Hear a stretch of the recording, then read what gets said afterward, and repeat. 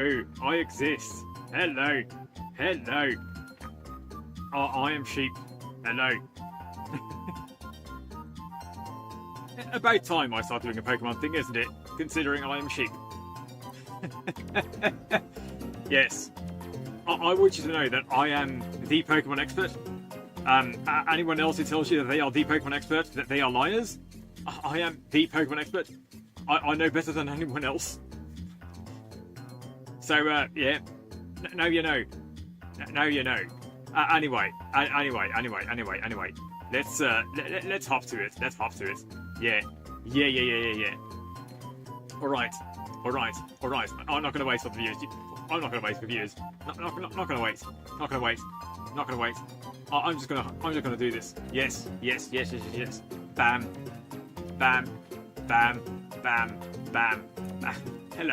Hello. It is I. Hello. Alright. Here's the deal. I'm going to have to explain the Pokemon to you. Totally not by making shit up or anything. That's no problem or anything. Alright. So, starting of course with Bulbasaur. The Bulbasaur line in general. Now, the Bulbasaur line, they live underground. You see, they are much more common than people realise, but people don't realise that they're common. You know, they're usually starters. But Bulbasaur usually live underground. People, of course, don't see these Bulbasaur underground, so that's why people don't know that Bulbasaur are so common, right? Now, they eat the soil. The body that you see of the Bulbasaur is essentially the root. It usually only really pops out during mating season and the like. Of course, the Bulbasaur is just the smaller version. It's just a child, so it only really starts mating once it's a Venusaur. Now, you might think that the bulb on Bulbasaur is like a parasite or something, but that's... well, and the truth is, it used to be. It used to be a parasite, you see? So, the way the Bulbasaur line evolved, I mean, like, actual, like, slow over time evolution, and not like Pokemon evolution, like Bulbasaur to Ivysaur. I mean actual slow over time evolution, Darwin evolution. You get me. You see. So, Bulbasaur originally came from a place that had very, very little nutrients in the ground. So, therefore, the plants around had to feed on. Of course, they had to feed on animals and the like. Some of which would eat the seeds of those plants because there's so little else to eat. So they start eating the seeds of those plants, or they might eat another animal that's been eating the seeds of those plants. And of course, then the bulb. And of course, then that seed grows into a little bulb on the Bulbasaur. Well, most animals that ate those things would end up dying, but the Bulbasaur was the one Pokemon that would survive the seed growing inside it. So it would end up becoming a grass type Pokemon just like that. Now, Bulbasaur, because they spend so much time underground, Bulbasaur, Ivysaur, Venusaur. Yeah, I'm referring to these as a family. I don't care. No, the Bulbasaur line, because the plant grows, because the plant gets its photosynthesis, the Venusaur doesn't actually need to eat. However, because it's an animal, it still eats anyway, and that's why it's so big. You get me? It's big, it's bulky. So Venusaur lives a good life. Also because it spends so much time underground. You know, they are deep thinkers because they spend so much time underground. They don't have much to worry about. So they get very philosophical, you get me? They get pretty philosophical. Although, like, not to the level of Geodude or anything. I'll talk about Geodude later. So the Bulbasaur line, the plants used to be parasitic. But with time they got better. With time, the plant and the animal, they've come to live with each other, as opposed to the animal just feeding. I suppose the plant feeding on the animal. Good shit. But Bulbasaur gets a thunder. The Bulbasaur line gets a thunder. Yes. Now, the Charmander line. The Charmander line has to eat a lot. You know, because there's so much. Because to keep the fire lighting on its tail, Charmander has to eat a whole lot to keep that fire lit. You get me? of course, Charmander is a fairly small Pokemon. It can only eat so many berries. It can only reach so much. Many Charmander really wish they could fly at some point, so that they can reach more food to eat. Which is natural, of course. Very, very big eaters. You know, the Charmander line, they are kind of arseholes. I mean, they can be nice, but they are kind of arseholes. Because of all of that fire, because they eat so much, and because they light shit on fire, you usually don't want to be around one. To be fair, it's just that they're territorial, you know. They're just territorial. They don't really mean bad. It's just you get near the territory of one, especially when it's a Charmeleon. Charmeleon, especially, like the Charmander are just kids. They don't know better. But the Charmeleon, when they're Charmeleon, that's when they are in their phase. You get me?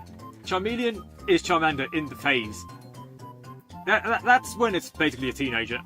When it's a Charmeleon, that's when it starts thinking about like what music to listen to. About, I don't know, hard rock, heavy metal, whatever burns its passion, whatever it's passionate about. But then when it becomes Charmander, Charmeleon. So, but when it becomes a Charizard, first of all, finally it's gained the ability to fly. It can breathe all of that fire. It has a massive fire on its tail. It finally can fly, just like it always wished it could. There's just one little problem with that. You see, Charizard are arseholes. But, you know, Charizards are carnivores, as you can see. They light so much on fire, whereas Charmander would just eat berries mostly, and Charmeleon would occasionally try and hunt a little bug. Charizard eat everything in their path. You get near a Charizard, that fucker will chew on you. You're dead. You are fucking dead if you see a Charizard in the wild. Like, if you see a Charizard and you live to tell the tale, good on you. But otherwise, you are screwed. You don't want to deal with a Charizard at all. No. They're grumpy. They're grumpy. They have an attitude, and they kind of have to do those things. Like, they're not very stealthy though, because they have so much fire on them. And they're not very stealthy. Yeah, they can knock you out, but that fire does not help them in stealth. They might be aggressive, but like that aggression is in part because they are so bad at stealth. They have to be faster than you and kill you on the spot, because otherwise you'll see them, and then you might try and run away more. You might try and fight it more. Charizards usually don't want that. If a Charizard sees that you see it, it'll go right on the offense in a case. But like, yeah, don't get near Charizard. These things are assholes. Just don't. Squirtle, the Squirtle line.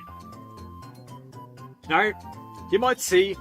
First things first, let's talk about the tail that the Squirtle line has. You have the Squirtle tail right here. Bam bam, right here. Bam bam. That's the Squirtle tail. The Wartortle tail, and the Wartortle ears. You might notice that Blastoise doesn't really have those things. And why might that be? Now the truth is that the tail and the ears, all of that stuff has went into the cannons. So the Blastoise cannons, the Blastoise cannons, these are actually made of the same stuff that the Wartortle's tail and ears are made of. You get that? All of that went into the Blastoise's cannons. Right? Anyway, what else about them? Now, Squirtle. What are their personalities and the like? Now, Squirtle, they're friendly lads. After Squirtle are born, well, Blastoise, of course, it lays many eggs. When Squirtles are born, they are very, very tiny. They are tiny. They are small. They are absolutely tiny. So there are like thousands of Squirtle walking all over the place. And they are regularly hunted. Baby Squirtle are regularly hunted by like Pidgey, Pidgeotto, Wingull, if they live in Hoenn, Wingull, Pelipper, all of these like hunt on baby Squirtle. But like the Squirtles that live, they end up very strong. Now Squirtle, they are very like vigilant because of that. Of course, the Squirtle line, they're very pragmatic. They don't take shit from anyone. They are friendly, but like if you try to give them shit, no, they won't take that. They won't take that. They might be friendly, but they know what it's like. Like the first thing they do after they're babies is like be hunted by Pilliper, and like only one in like 1,000 Squirtle might actually live. Only a few in 1,000 Squirtle will actually live to tell the tale. So yeah, the few Squirtles that stay alive, they have to stay vigilant. So yeah, Wartortle. Once they're Wartortle, of course they're in the phase. They're more confident. You know, they got over the trauma of being hunted over, so they're like, haha, fuck yeah, look at me, bastard. I survived. You know, after they're over the trauma, they can actually go and say like, fuck yeah, I've survived. I've survived. What are you gonna do about it, bitch? So yeah, good shit. Wartortle, they have so much confidence. They ooze confidence. Absolutely ooze it. They have the tail, they have the ears. Do you know why they have those things? Well, they grew those things just to be fashionable, because after surviving their shit as the Squirtle, they figured, okay, you know what? I can take on anything. Look at my ears, look at my tail, look how fancy these things look how pretty these things look. Because they can get away with it. They've grown so confident that they think they can get away with it. And you know what? Good shit on them. Good shit on them. Well done, Wartortle.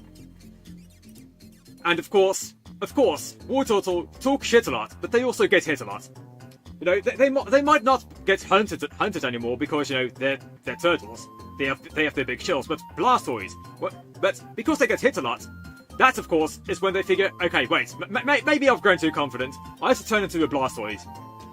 So the Blastoise, that's why they've grown the cannons. They figured, okay, my fancy tail, my fancy ears, they're not doing it anymore. I have to make something else out of those.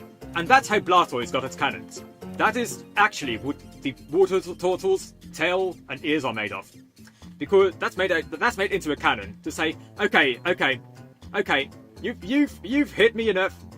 I'm gonna prove that I'm a bad boy.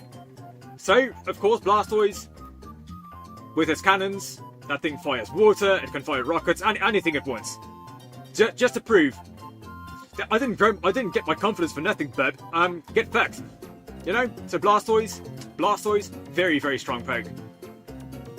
Blastoise has seen shit. It's grown confident, and after like other Pokemon try to shit on it for being confident, it's like, yeah, okay, but check this fucker. Now I can really fuck you up. So yeah, Blastoise is that guy's confident for good reason. He can hit. You try to hit Blastoise, you get fucked. Caterpie. Now the Caterpie line, of course, they are prey quite often. They're little caterpillars. Caterpie might be easy prey, and that's true. They get eaten all the time. However, one thing Caterpie does have is these. You see these little antennae? You see the little antennae on antenna on the Caterpie head? It actually uses that to communicate with other Caterpie. Well, no other Pokemon can actually listen in on the Caterpie. These antennae, these things are used to tell other Caterpie that, hey bub, there's a predator nearby. Don't try not to be seen. You get me? They might seem like easy prey, but Caterpie are very, very, very social animals. So you see a Caterpie. If a Caterpie knows you're there, you're not going to see it anymore. Some Caterpie try to fend for themselves because, of course, easy prey means some of them don't want to be easy prey. So when the Caterpie doesn't want to be easy prey, of course, even if it'll eventually turn into a cocoon. I think most Caterpie don't want to be easy prey, so there's that. It'll turn into a cocoon, which is Metapod in this case. Metapod might have like ditched the antennae, but what Metapod has gotten instead is a big nose. You see the nose on Metapod? You might think that Metapod has two eyes in front, but in fact, These little flaps, these count as ears, they count as noses. Metapod have very, very sharp senses. If a Metapod sees you, so a Metapod always knows where you are, when you are. They might move slow, but they are very, very smart, very, very adept at noticing when you are. So, of course, a lot of them are because they move so slow and are so common. You'll still knock a lot of them out, but that's no problem because most Metapod are smart. They know how not to be hunted. Even though most other Pokemon in the wild, they would still take down a Metapod. Of course, it doesn't want to be slow forever, so it'll turn into a Butterfree. Now, Butterfree has taken all of his Metapod stuff. It's done with being a Metapod. It's done being a Cocoon. So Butterfree is very, very, very smart. Very, very, very smart. There's a lot of Psychic Pokemon around, and Butterfree is like, yeah, fuck you, I'm super effective against you guys. You know, Bug-type moves, they might not be a thing in Generation 1 outside of Beedrill. But even then, gonna drink a bit of water. Butterfree looks at all of these Psychic Pokemon and it says, okay, yeah, very nice and all. But have you considered this? The antennae on top of its head, the eyes, it can see everything, anywhere, as long as it's in the present. Very, very strong senses, with its eyes and its antennae. The wings might be big, those are a bit of a downside, they're not very fast or anything. The reason its wings are so big is because, of course, they have to show off who's best. If a Butterfree's wings are a little bit clipped, then the Butterfree know, okay, I'm not gonna bother with that Butterfree. That Butterfree's too dumb. That Butterfree they don't know how to protect their wings. You get me? That's why Butterfree. That's why Butterfree has these big wings. Because if a Butterfree's wings have just a little bit of damage on them, other Butterfree can see that, and then they'll know that Butterfree cannot dodge being damaged for shit, despite having these very strong senses. I'm not going to mate with that. You get me? It's very do or die in the Pokemon world.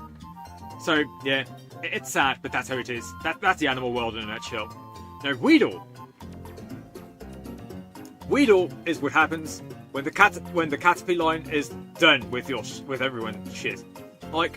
Caterpie might be very quick at noticing things and might be very smart, but Weedle is less smart than Caterpie, certainly. But they're also a lot more pragmatic. Weedle, you try to attack a Weedle, it's going to say, yeah, fuck you.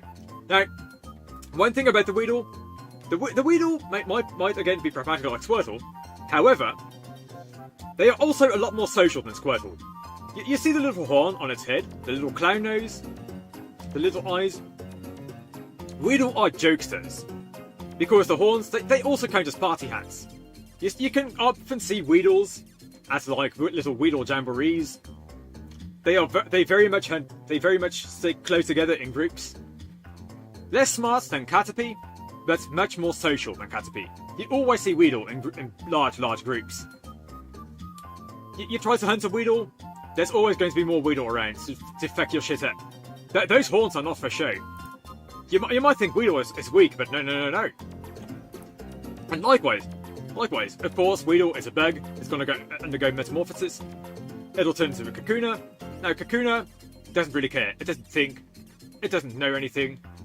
It doesn't have to think. It doesn't have to sense. Not in this stage, because there's so many Weedle and Beedrill around. That doesn't have to care about those things. So Kakuna is in a permanent state of sleep. Kakuna permanently sleeps. You see a Kakuna, you might as well not notice Kakuna at all. Kakuna doesn't really do shit. It doesn't care.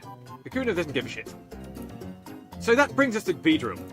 Now Beedrill are extremely social. Extremely social, just like the Weedle that they came from. And why is that? Well, you see, the spear that the Beedrill has, with that body, it's very, very hard for Beedrill to eat alone. With these needles that they have. Beedrill hunt by they eat by piercing the food with their needles but they can't actually bring that food directly to their mouth with those needles. So what Beedrill actually do is they get fed by other Beedrill. They feed other Beedrill to eat. If a Beedrill wants to eat, it'll like call out for another Beedrill. So and then that other Beedrill, it'll bring the food it has on its needle to the other Beedrill's mouth, and then that's how the Beedrill eat. Beedrill are very social. Now those needles, again, they're not for show. You try to fuck with the Beedrill, and you're screwed, mate. Don't screw with Beedrill. They hunt in groups. They have all of those needles around them. Don't mess with Beedrill. But other than that, to each other, Beedrill are some of the nicest Pokemon around. Genuinely, like everyone wants a Beedrill friend. Like if you try to mess with Beedrill, you're gonna have a bad time. But other than that, they're jokesters. They're hilarious. Beedrill, good. Beedrill are good. I like Beedrill. Beedrill are your friends. Everyone wants to be friends with Beedrill. The Pidgeline.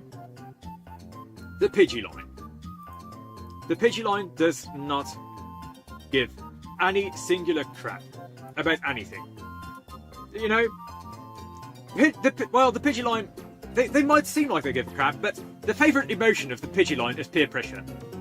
If you tell a Pidgey to jump off a cliff, it will probably jump off a cliff. That's the Pidgeline in a nutshell. Now, Pidgey, of course, it's a very impressionable young child. You show the Pidgey anything, and they'll be like, "Whoa!" You know. So maybe they do give a shit, but because they give a shit about everything, they simultaneously don't give a shit. You get what I mean? You get what I mean? The Pidgeline, if you show them anything, they'll be like, "Wow, how did you do that?" But they have no original thoughts whatsoever. You see, every Pidgey is the same, all of them. They're not very smart. If you like to try to message a Pidgey, all it'll say in return, all it'll give you as a response is okay or cool or awesome. That's all Pidgey can think of, just like compliments. But it doesn't actually have any thoughts while looking at the thing you're showing it.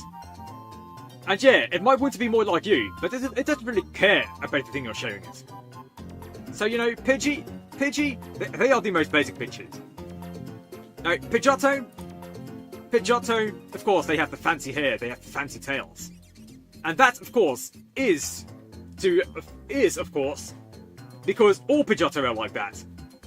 Just one smart Pidgeotto thought, okay, I'm done with this, I'm going to be unique, I'm going to grow out this hair, I'm going to grow out this fancy tail, and then all of the other Pidgey and Pidgeotto saw that, and they figured, okay, I'm going to do that too.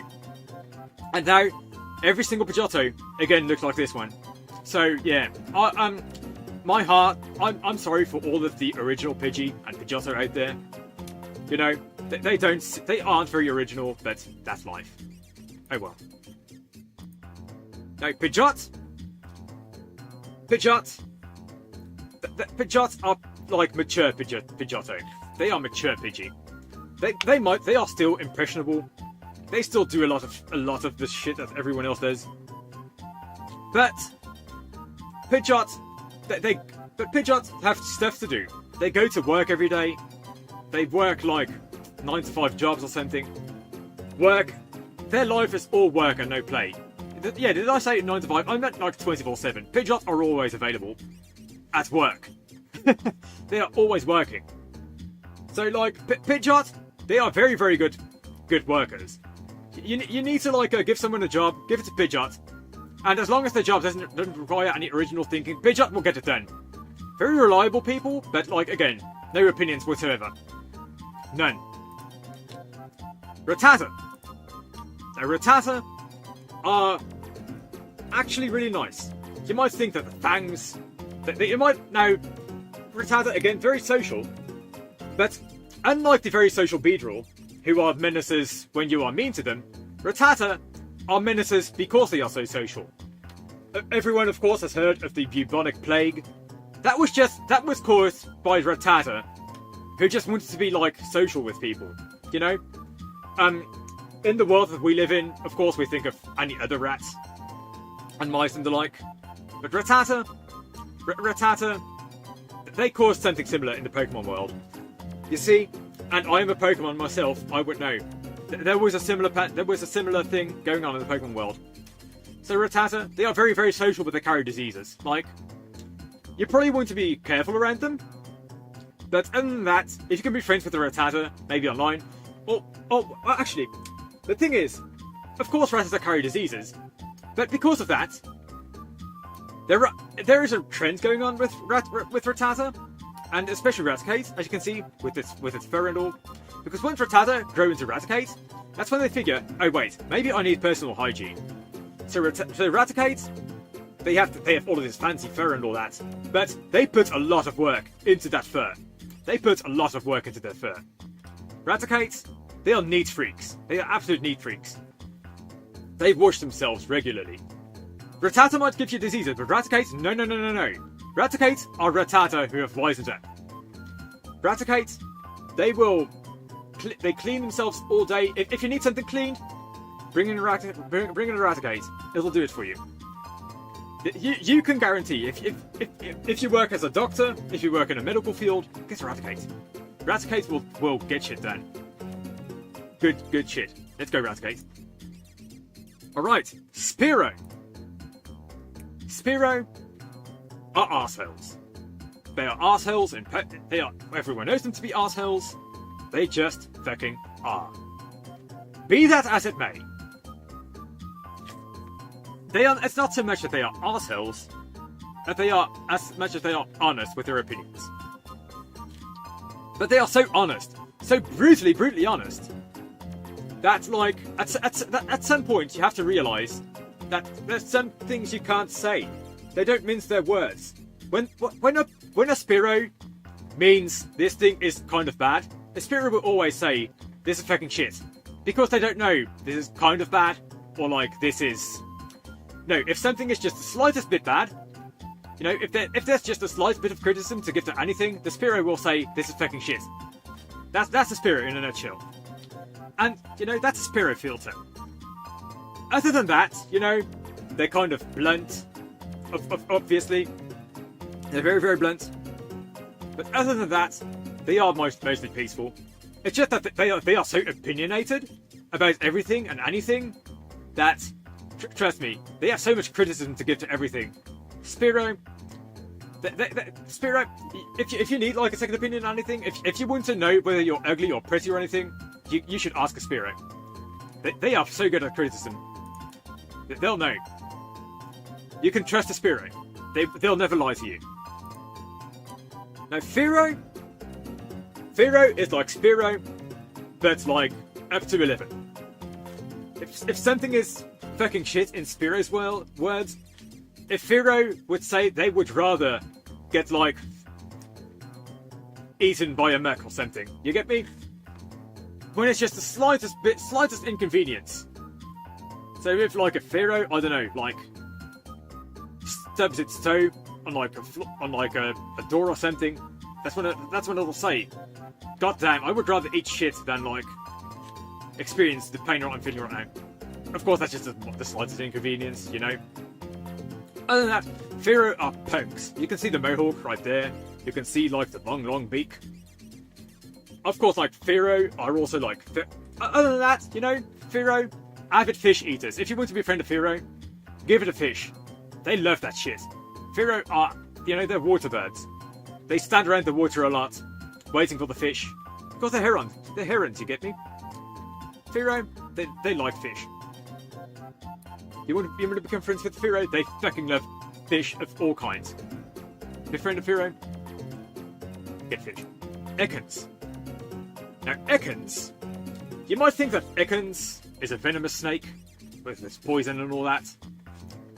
Not necessarily. Not necessarily. You see, Ekans, as you can quite clearly see, is coiled like that. You get me? Why would Ekans be coiled?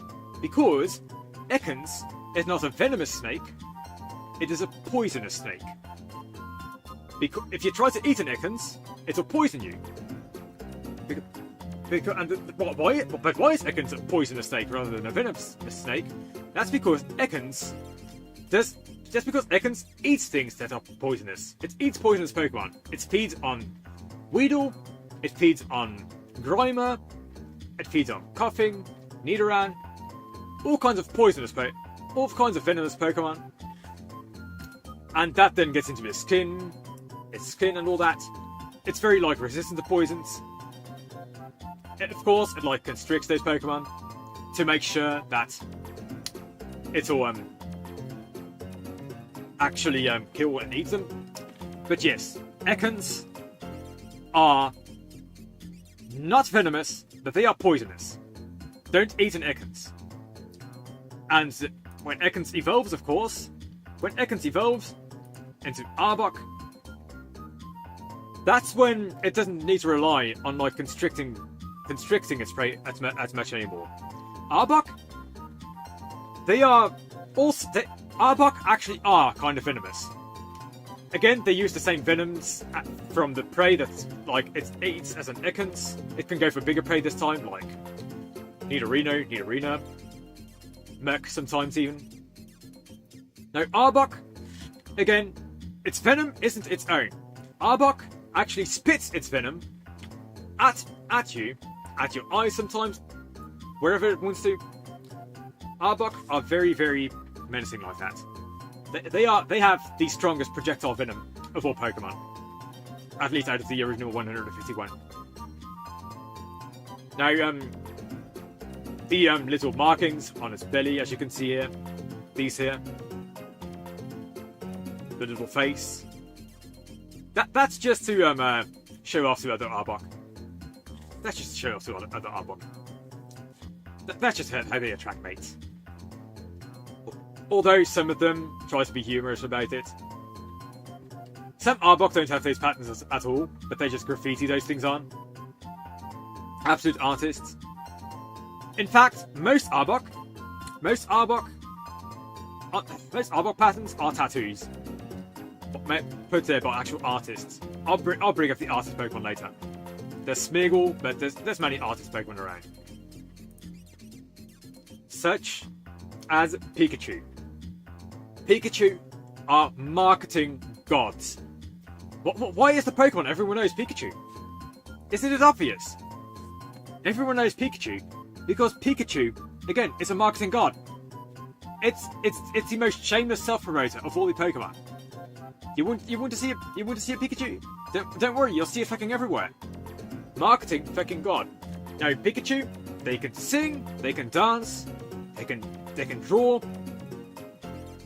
They have so many talents in the artistic in the arts, and they promote themselves with these arts so much.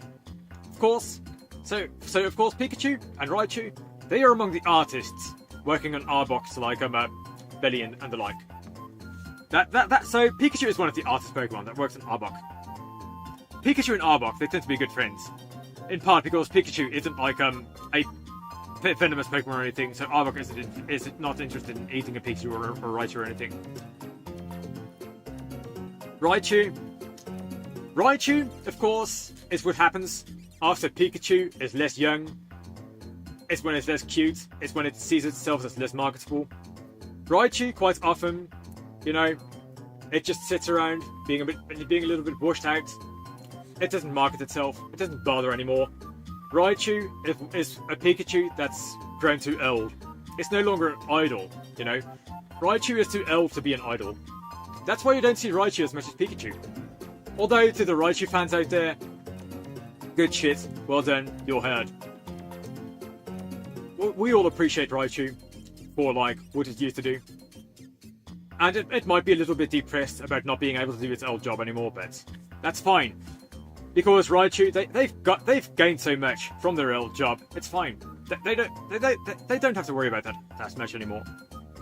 But yeah, Raichu, a lot of them are kind of depressed, but they'll still put on a happy face if you're near them. In part because they just appreciate that you're there, and in part it's forced because, again, that's how you knew it as a Pikachu.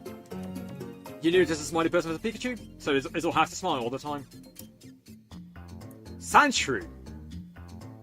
Now, Sandshrew, a very unique Pokemon. Sandshrew were originally all white. They originally had all white bodies. But it's just that Sandshrew are very, very good engineers. They actually build their own armor. So Sandshrew, again, very social, just like Beedrill. But most of them are a lot more like individual than Beedrill. They're not nowhere near as social as Beedrill or anything. But other than that, Sandshrew, very, very, very skilled engineers. They get themselves the nicest gold plating, and that is gold. Most often it's gold, sometimes it's pyrite. But yeah, Sandshrew, they of course show off. They show off their gold plating to everyone around them. They are just like show-offs, just like that. They love the riches. Sandshrew, if you want to be a rich person yourself, get yourself a Sandshrew, and everyone will see. Damn, you have a solid gold Pokemon. Hot damn, good shit. There's just one issue with Sandshrew, and that is because Sandshrew has so many gold plates around it. Many people, of course, will try and steal those gold plates from Sandshrew. And when you do that to a Sandshrew, of course, it figures, okay, I'm done with this. I'm going to keep all this gold to myself. I'm going to stop showing off. I'm going to replace all of this with actual blades. Try and steal shit from me now, bitch. Sandslash are Sandshrew after they've crushed their hopes and dreams. So again, you don't mess with a Sandslash. You don't try to steal from a Sandslash. Sandslash are most often police officers and cops. So again, they uphold the law. They hate thieves more than anyone else because they have experience with them. You try to mess with a Sandslash, you shouldn't. You get fucked up. You get fucked up. Do you see how many blades Sandslash has? No, they'll fuck you up, mate. They'll fuck you up. Don't mess with the Sandslash. No. Nidoran. Now you might see, I'm going to bring up first of all, why is Nidoran two species? Why is Nidoran male and Nidoran female? Why are those two species? Why are those two separate species? Well, you might think they can't be. It's just a male and a female. But in fact, they are separate species because they might have the same parents. But the fact is that male Nidoran and female Nidoran actually have completely different. They have different amounts of chromosomes. Their DNA is just completely different. But other than that, they can breed with each other perfectly fine, but only with each other. Why is Nidorina? Well, they can breed with other Nidoran perfectly fine. Not so much Nidorina and Nidoqueen, because Nidorina and Nidoqueen are like. They've evolved much, sure. However, Nidorina and Nidoqueen, why can't they lay eggs? It's obvious, isn't it? It's because there's been so much like breeding going on with different species, with Nidorina and Nidoqueen, that they can't anymore. They might grow old, but other than that, like most female Nidoran, they've not like deteriorated their own genes enough, so they can still breed, which is kind of sad because like most of them are very young and all that. So you know, there are of course mature female Nidoran around. Who haven't grown into like Nidorina and Nidoqueen yet. That's because like female Nidoran, they either evolve into Nidorina and Nidoqueen or they won't.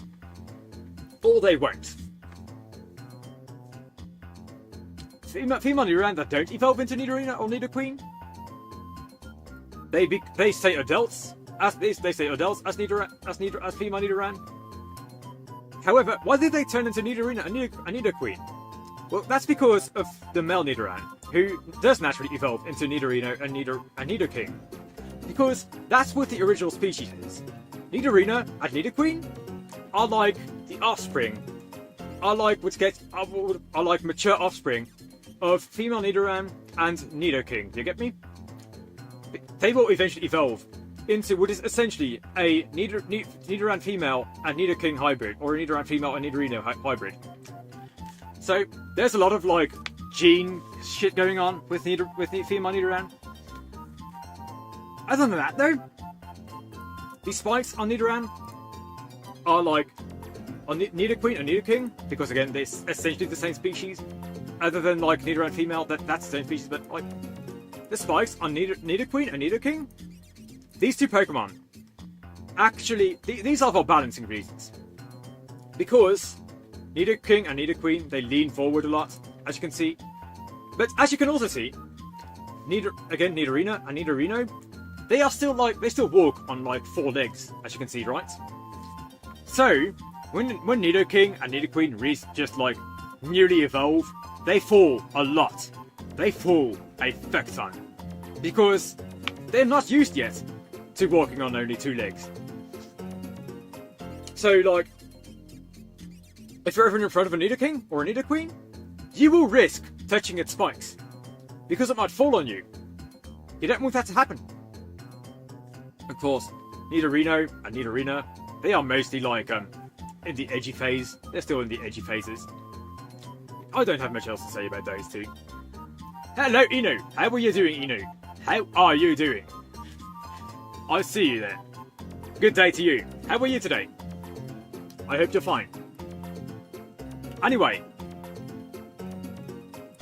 Now, Nidorino, of course, they're very aggressive. Don't mess with the Nidorino. You try to touch a Nidorino, you're dead. That's of course why they're common prey of Ekans and Arbok. They don't want to mess with these. Because again, they're venomous. And like, if you try to touch an Ekans, you're dead. Clefairy. The Clefairy line. Now, many people of course know that Clefairy are aliens. That they came from space. Is this actually true? Well, I'll tell you right now, no. Clefairy are not from space. Clefairy are in fact animals that think they came from space, but they never did. They're kind of like Space Core from like Portal, you get me? They are obsessed with space. They talk all the time about how much they want to visit space. Space, gonna go to space, gonna go to space. You get me? That is Clefairy in a nutshell. If Clefairy, they of course built the first rockets. They manned the first rockets in the Pokemon world. They are obsessed with space. They try to convince everyone that they came from space. And maybe that's true. I don't know. A lot of the Clefairy are kind of like conspiracy theorists like that. They are obsessed with aliens and UFOs and the like. So they try to tell everyone that they are. But no. Clefairy are just obsessed with space. They're like, space! They're like Space Core. They're like Space Core from Portal 2. You know the one. They are just as obsessed with space as Space Core. Clefable? I'm gonna drink a bit.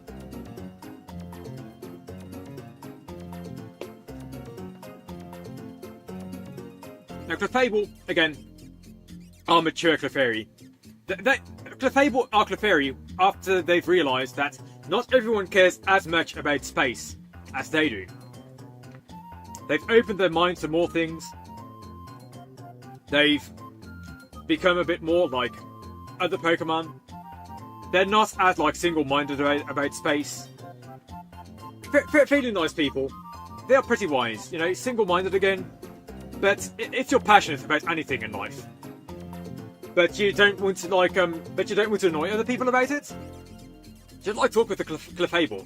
And even if the thing you're passionate about isn't space or anything, they're still like good. They're still good friends. They're still good to have as friends because they respect your passion. Because they know what it's like to be passionate about something. They know what it's like to be passionate about something. So they'll respect your hobbies. They'll respect your hobbies more than any of the other Pokemon. And you might even like convince a Clefable that, hey, this thing is actually really cool. And yeah, Clefable, they have passion. They are passionate. Good pals. I like Clefable. I'm friends with the Clefable. They are good. They're good. They're good.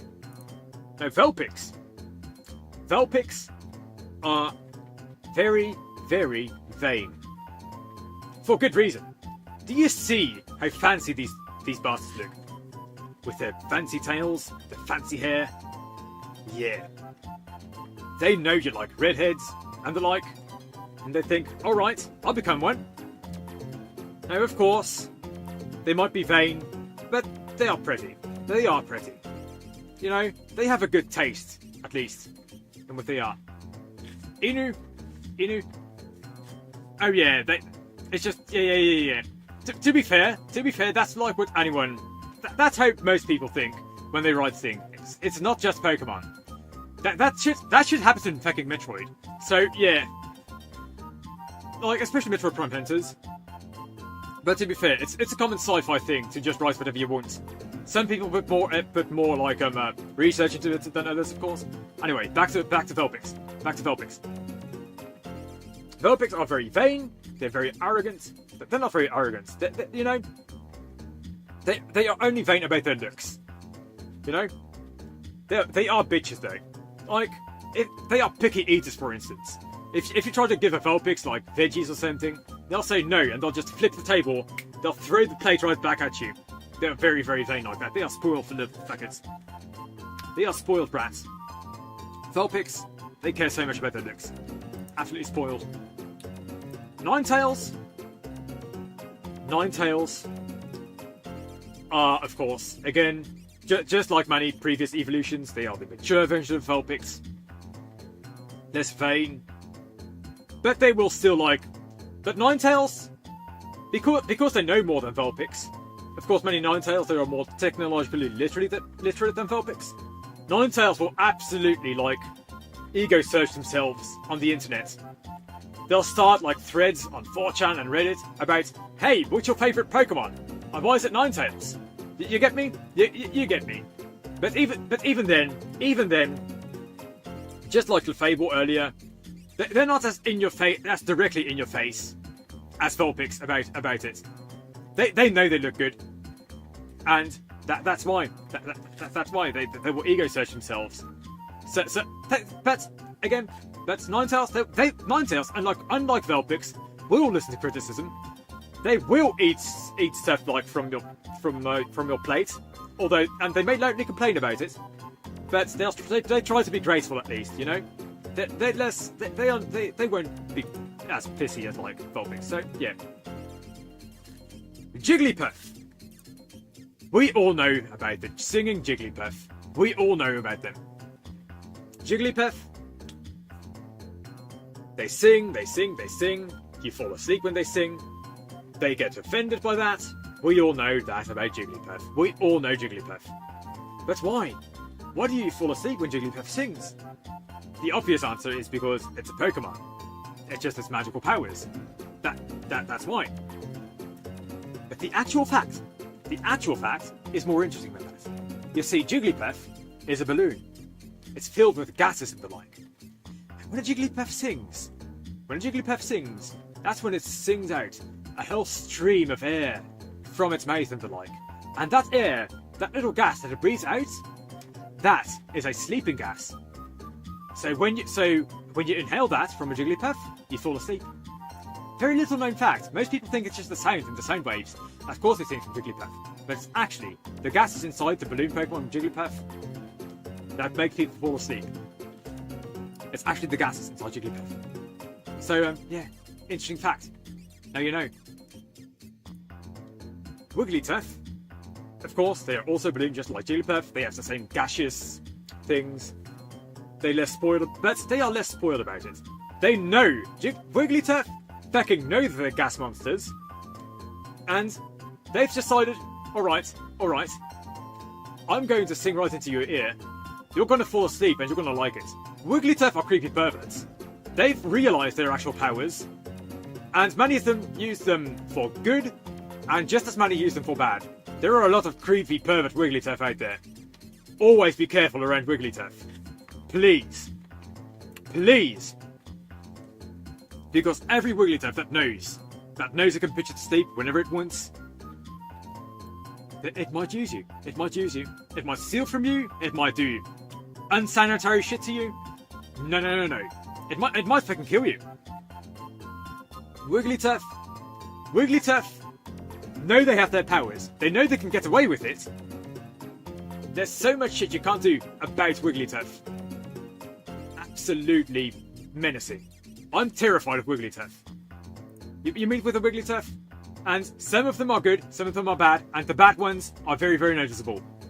Please stay away from Wigglytuff. Even the good ones.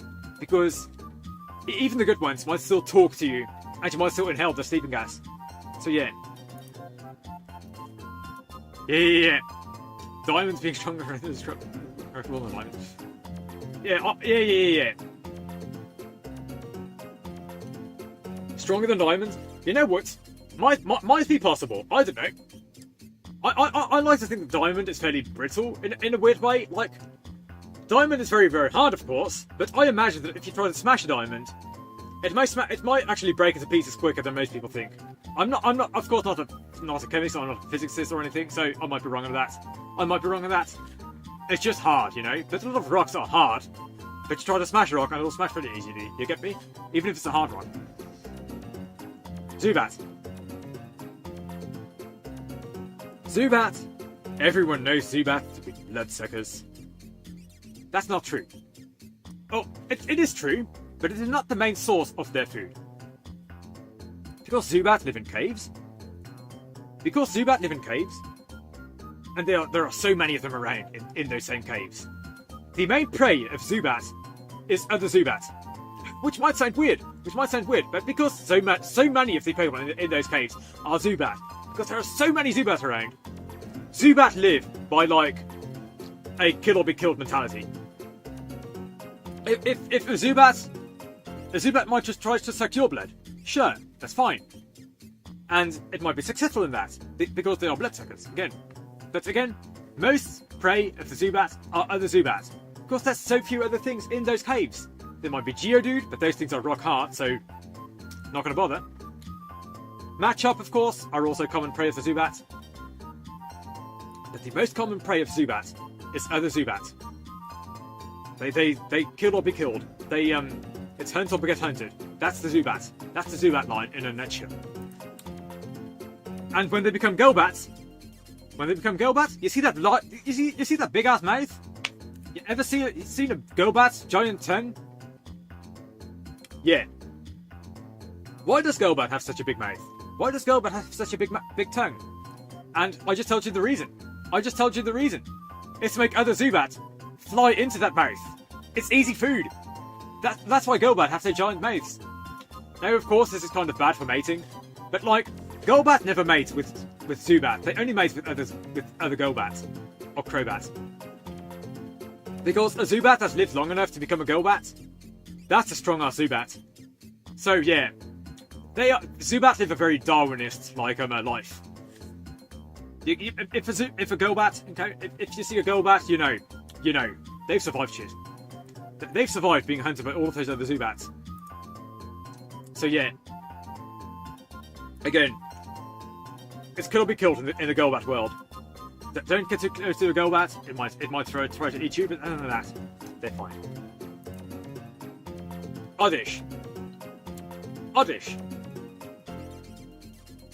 Have you ever been in a bush and thought, "Hey, that Oddish looks really, really cool," or something like that, and thought, "No, that bush looks really, really, really fancy." Yeah, you might have just been looking at an Oddish. Oddish are stealth masters. Oddish have been used in wars. They've been used in many, many places. Because you might try to hide in a bush, but surprise fucker, it was an Oddish all the time. And Oddish, of course, they have poison powder, they have paralyzed powder, they have sleep powder. You get near an Oddish, you're screwed. Again, Oddish are used so commonly in wars because they blend in so fucking well. The military use many, many Oddish. So yeah, of course, the military, but it's mostly Oddish that the military use. Once it's a Gloom, once it evolves to a Gloom, that's when it can't blend in as well. Because you can smell a Gloom really well. A Gloom is much smellier than an Oddish. Once an Oddish becomes a Gloom, that's when it starts caring about eating animals instead of nutrients from the ground. An Oddish can live off nutrients off the ground, but a Gloom can't. A Gloom has to eat little bugs and the like stuff, just like real life meat-eating flowers like that, right? But so a Gloom can't blend in nearly as well as Oddish. It only cares about attracting insects and to its mouth. So Oddish might be used in the military, but Gloom doesn't anymore. Gloom will just eat up any insects and the like. Of course, many Gloom are sad about this existence. They have like many traumas from the war because they were used by the military. But a lot of them have gotten over it. They are just glad that they're not there anymore, you know. They're glad they don't have to fight in wars anymore. They've just kind of given up on the war. So they just resort to eating insects and the like. They might be called Gloom, but they're only gloomy for very brief periods. So yeah, Gloom are actually fairly jolly people because they've seen so much shit, and like they've got to learn to get over that. Especially when they're Vileplume. Vileplume are Gloom who have completely accepted their existence. If anything tries to fly into a Vileplume, bam, you're eaten. You try to stick your hands into a Vileplume's flower, you have no more hand. Vileplume, again, have been used by the military just like Oddish. But unlike Oddish, who like blend in so well and try to use sleep powder, Vileplume are used as landmines essentially. Because if you step on a Gloom, bam, you're vanished, you're fucking gone. And Vileplume are so fucking smug about it. They're so fucking smug about it too. Yeah, because to them it's just free food. It's just free fucking food. Easy. Leaving some dicks interested to being the same serious canon law, like for example music. No. Everything I'm saying is canon to the stream itself. But yeah, if you try to step on a Gloom, you're fucking gone. You're eaten. Bam. Vanished. You're gone. Easy food for the Vileplume. Unlike Oddish, Vileplume fucking enjoy being enlisted in the military. Because free food. Easy free food. They are landmines. They are dangerous. Paris. They're Paris. Again, just like real life Cordyceps fungus, the Paris mushrooms try to take the Paris over. And you might think, oh no, that's dangerous. But it's not actually that much. You see, outside of the Pokemon world, the Cordyceps fungus that takes over ants, they take over the ants' nervous system. The Cordyceps dog tells the ant where to go. The Paris, however, doesn't really have that to it. They just grow on the Paris. The Paris can take off the mushroom whenever it wants. The Paris doesn't care. But all the mushroom really does is cause spores and the like. The Paris is perfectly fine with all that. It doesn't care that there's mushrooms on its back. In fact, Paris eats mushrooms all the time. That's how they grow on the back. They will eat mushrooms because again, so many of the other things in the caves that Paris lives in are just Zubat. They're not going to eat Zubat. So what else are they going to eat? Mushrooms. So the mushrooms grow on the back. They grow everywhere in the Paris. But the Paris are fine with that because again, there's only so much Paris can eat. And their personalities, of course, just like the Pokédex tells you.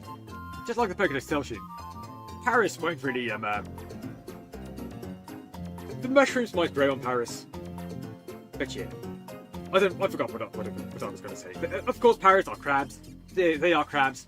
If you try to eat a Paris, Paris themselves are delicious, but again, they're very, very dangerous. If you try to eat a Paris, then you'll start growing mushrooms. So don't eat Paris. Don't eat the Paris. Parasect. Oh boy. Oh fucking boy. Yeah. If you try to eat a Paris, you'll become that. You'll become just like Parasect.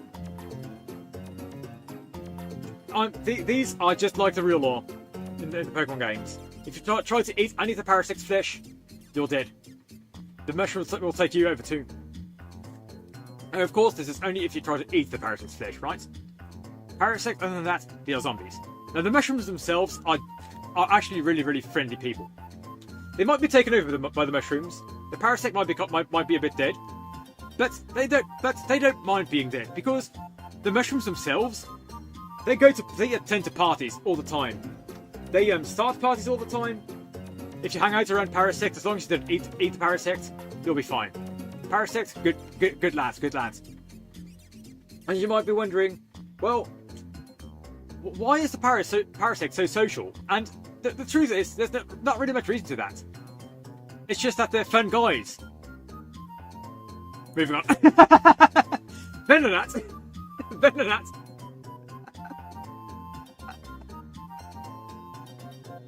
Venonat. I apologise for the pen. Venonat are the bloodsuckers. Again, a lot of people might think, oh, Zubat, that's the one to worry about. If a Venonat starts to, like, get its fangs into you, that Venonat will stay there for a while. In fact, you know why Venonat gets so large? Well, you see, most Venonats start out very, very, very tiny. They start out very, very, very tiny. Practically invisible to most people. But when a Venonat starts latching onto you, just like a tick, it'll keep on growing and growing and growing from the blood that it takes from you. And then, like, after it sucks enough blood, it'll move on to its next victim. It'll then suck the blood from that person too. It'll grow bigger and bigger and bigger. Venonat's favourite target is Snorlax, because Snorlax cannot care. It can't give a shit. In fact, Snorlax. That's a Pokemon I'll bring up later. Actually, I'll bring up Snorlax now. I'll say I could skip Snorlax later. Where's Snorlax? Because you see, the thing about Snorlax, wait, I'm gonna find where it is. Why is Snorlax so lethargic? Because, my friend, Snorlax keeps on getting its blood sucked by Venonat. Because Snorlax is such a large target. It's such a large target. It's lethargic, not because it eats so much food. You know, all of that food is supposed to give Snorlax energy, but it keeps on getting its blood sucked by Venonat. So that's why Snorlax is so lethargic. Because, again, there's so many Venonats trying to prey on Snorlax. They're pretty much screwed. They're pretty much screwed. Snorlax live a sad life of, like, being Venonat's little bitch. Poor Snorlax. Poor Snorlax. You know? They eat as much as they can. They drink as much as they can. Because that's the only way they can, like, live. With Venonat, like, feeding so much on them. Poor Snorlax. Venomoth. Once a Venonat has eaten enough, it becomes a Venomoth. Now, Venomoth.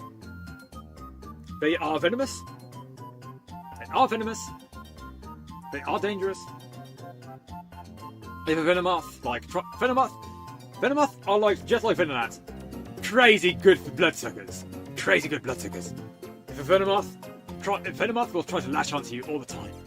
Those wings are to make sure that they can spot their prey from anywhere. If a Venomoth sees you, you're screwed. Yeah, you have to burn that thing right away. Because otherwise, that Venomoth will start to suck all of your blood. There's powders, sleep powder, poison powder, paralyzed powder, all of that stuff. Yeah. Venomoth does all of that to prey on you. They are the biggest bloodsuckers, much more dangerous than Zubat. Much more dangerous than Zubat. You are screwed if a Venomoth tries to mess with you. And than that, you know, among themselves, Venomoth are still pretty nice. You know, they socialise with themselves with no other Pokemon. They only care about their own species. They are notorious racists, Venomoth. Anything that isn't themselves is fair game for Venomoth. So yeah, not good friends. Not good friends. Only with themselves. Only with each other. Diglett. Nobody has ever seen a Diglett. Nobody has ever seen what is under Diglett. But I can tell you what Diglett looks like underneath. And that, my friend, is that Diglett is a fungus. Surprising, I know. Diglett is in fact a fungus. Many people might be shocked at that fact. But I thought they might think, oh, but Paris is supposed to be a fungus. You know, Diglett has learned Spore or anything like that. But no, Diglett is in fact a fungus. They go Diglett, Dig, Trio. But no, Diglett and Dugtrio, every single Diglett is part of a larger species that burrows into the ground. And when you see a single Diglett pop up, no, that is just one part of a ginormous Diglett species.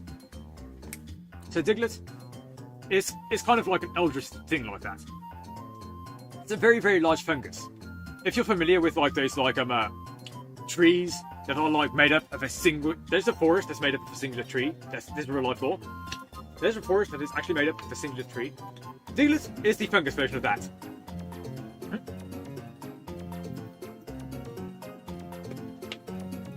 They move around just like any other Pokemon. Diglett are fungi. They don't think for themselves that much, you know. They just eat up whatever's in the ground, and it keeps on growing and growing and growing.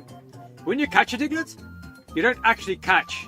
You don't of course catch the whole thing. You just like take off a little branch off the whole fungus, which then becomes its own Diglett. And then that like fungus will then like get into the ground and like keep on growing more and more and more Diglett. And that of course is why Dugtrio is 3 Diglett.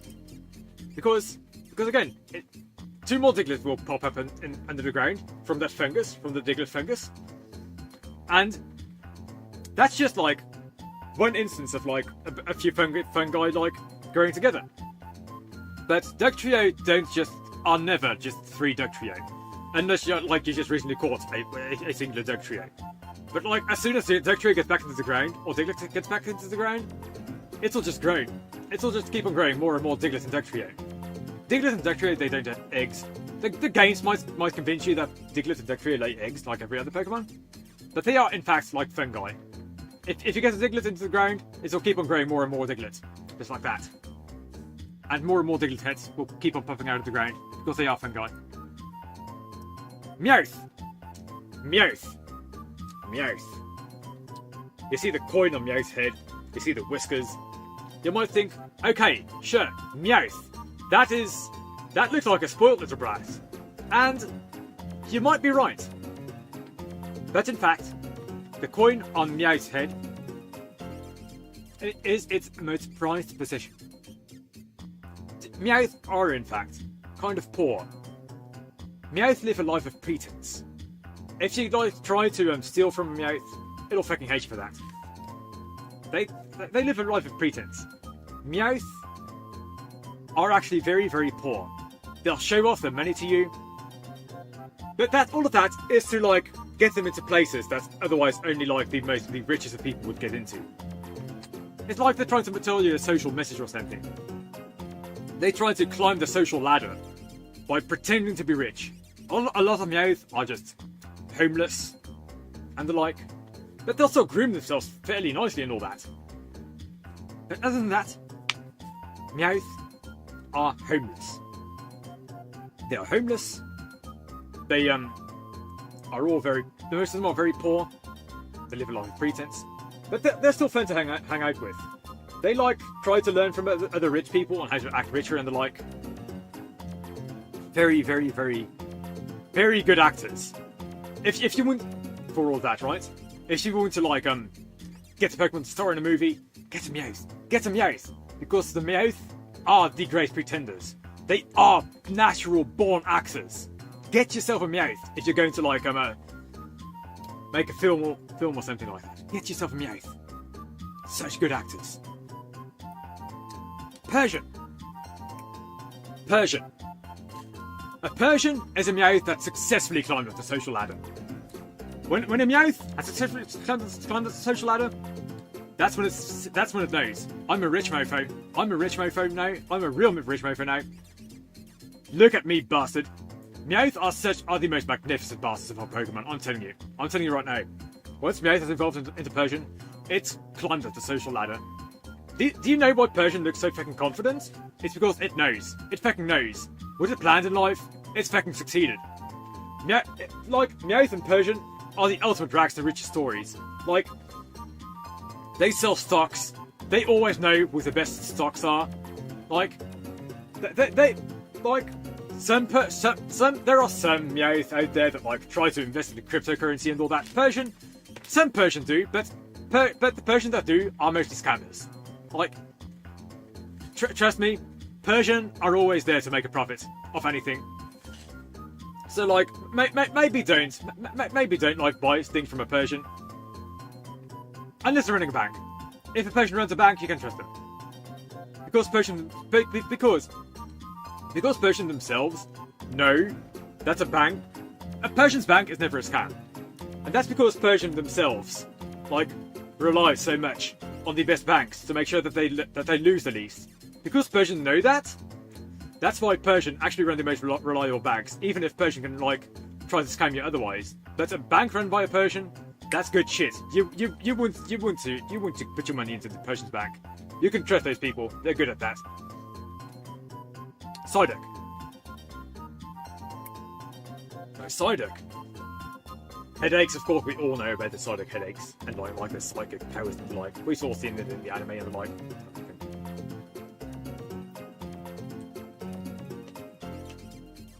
Psyduck. No, Psyduck.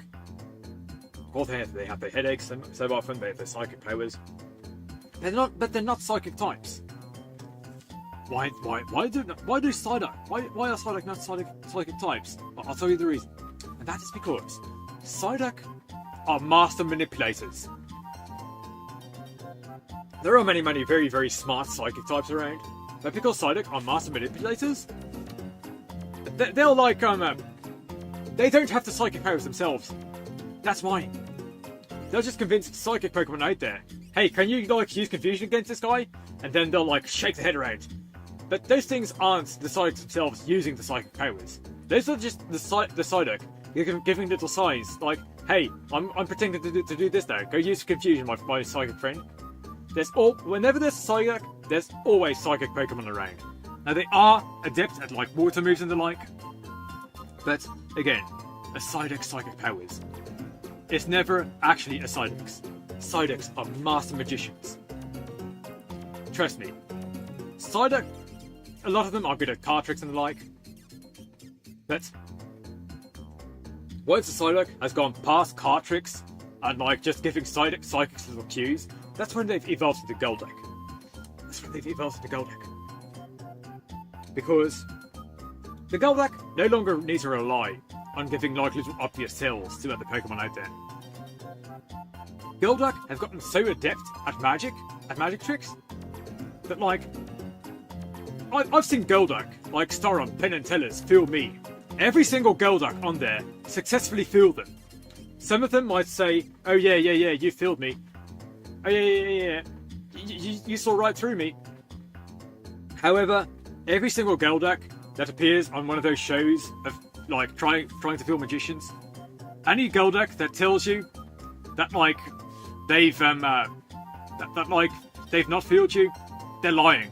Golduck are the best magicians of all Pokemon. Absolutely. Don't mess with the Golduck.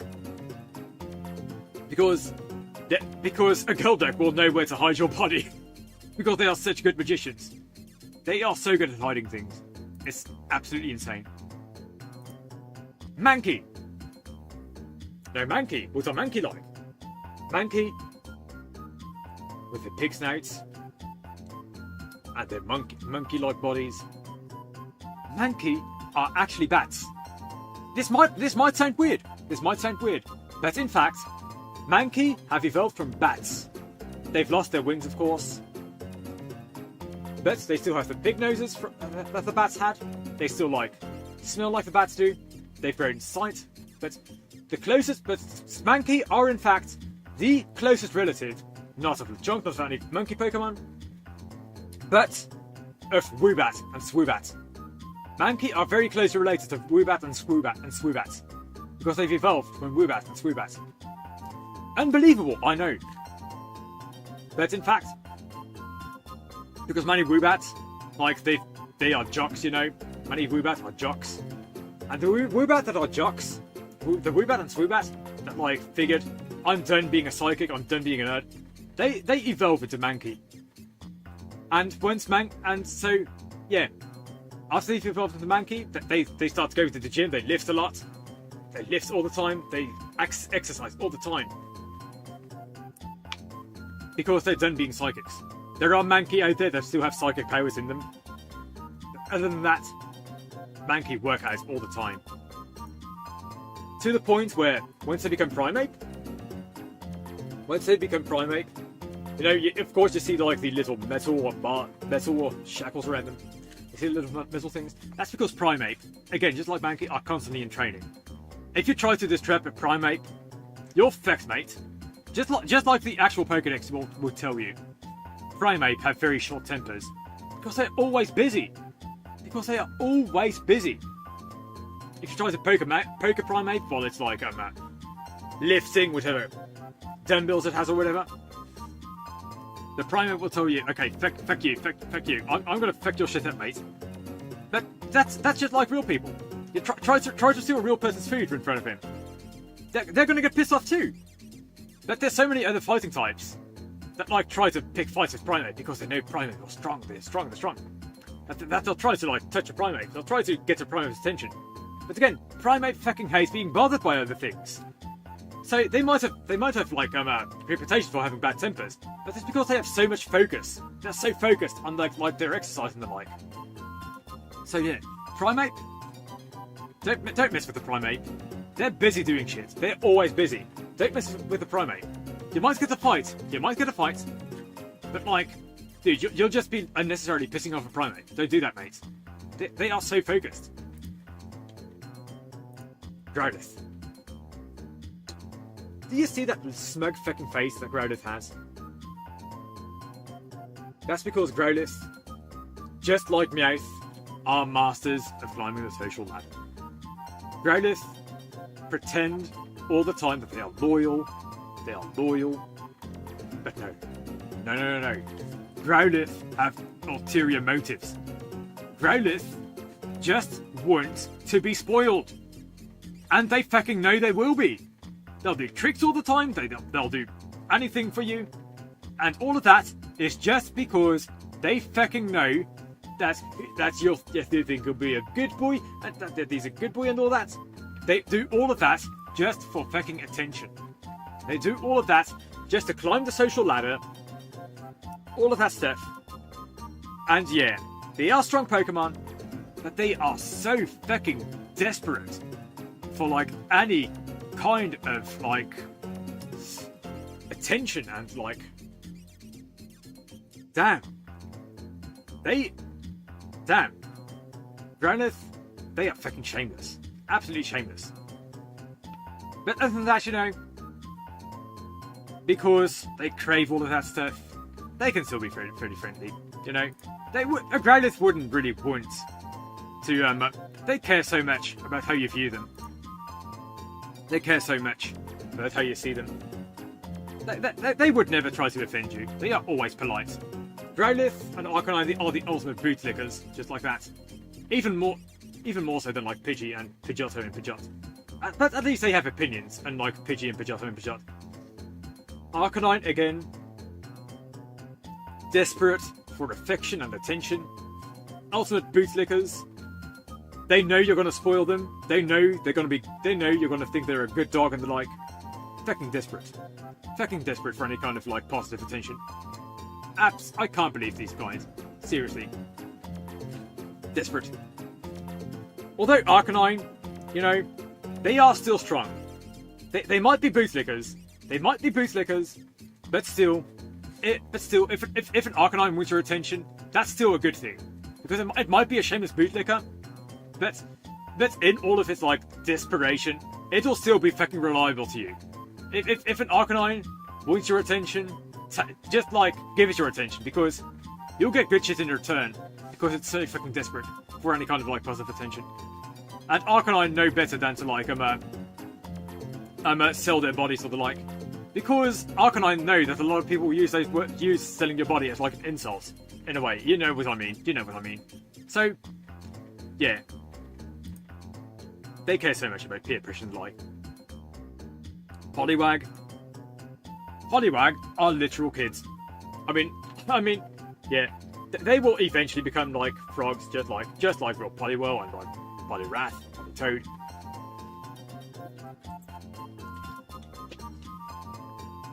Poliwag,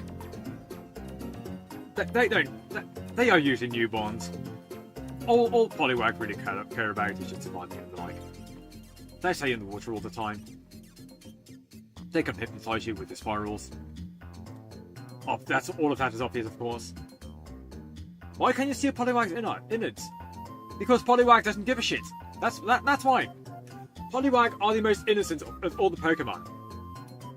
Like, you could try and tell a Poliwag all of the bad words you know, and you can, and if you tell them that, like, I don't know, if you tell a Poliwag that, like, fucking shit is just the name of, like, some kind of drawer that you get from like Gear or something, Poliwag will believe it. Poliwag will fucking believe anything that you tell them. Seriously. But again, that's just because they're innocent little kids. They are very, very easy to convince of anything. Say Poliwhirl. Poliwhirl. You see the eyes of a Poliwhirl? That's a Poliwhirl's 1,000-yard stare. Poliwhirl live with a constant 1,000-yard stare. Because all of the things that have been taught as a Poliwag are now things that it's realised, wait, I've been lied to. Because people keep it. Poliwhirl, with a 1,000-yard stare, is Poliwag after it's been told that, like, Santa isn't real. Poliwhirl is Poliwag after it's learned that its parent had sex. Like, as soon as a Poliwag learns those things, a Poliwag loses its tail, and it starts growing like bigger boxing gloves and feet. Because, oh, it doesn't start to grow feet. Poliwag already had that. But again, as soon as Poliwag learns those things, it will get so fucking angry that it will start growing like these little fists to grow, because it has to throw a temper tantrum, and it has to grow fists to throw that tantrum. But after it's done throwing that tantrum, Poliwhirl are the most depressed of all Pokemon. Seriously, some of them might appear like nice people and all that, but again, Poliwhirl are depressed. I feel sorry for Poliwhirl. All of their hopes and dreams are crushed. Like, seriously. Be that as it may.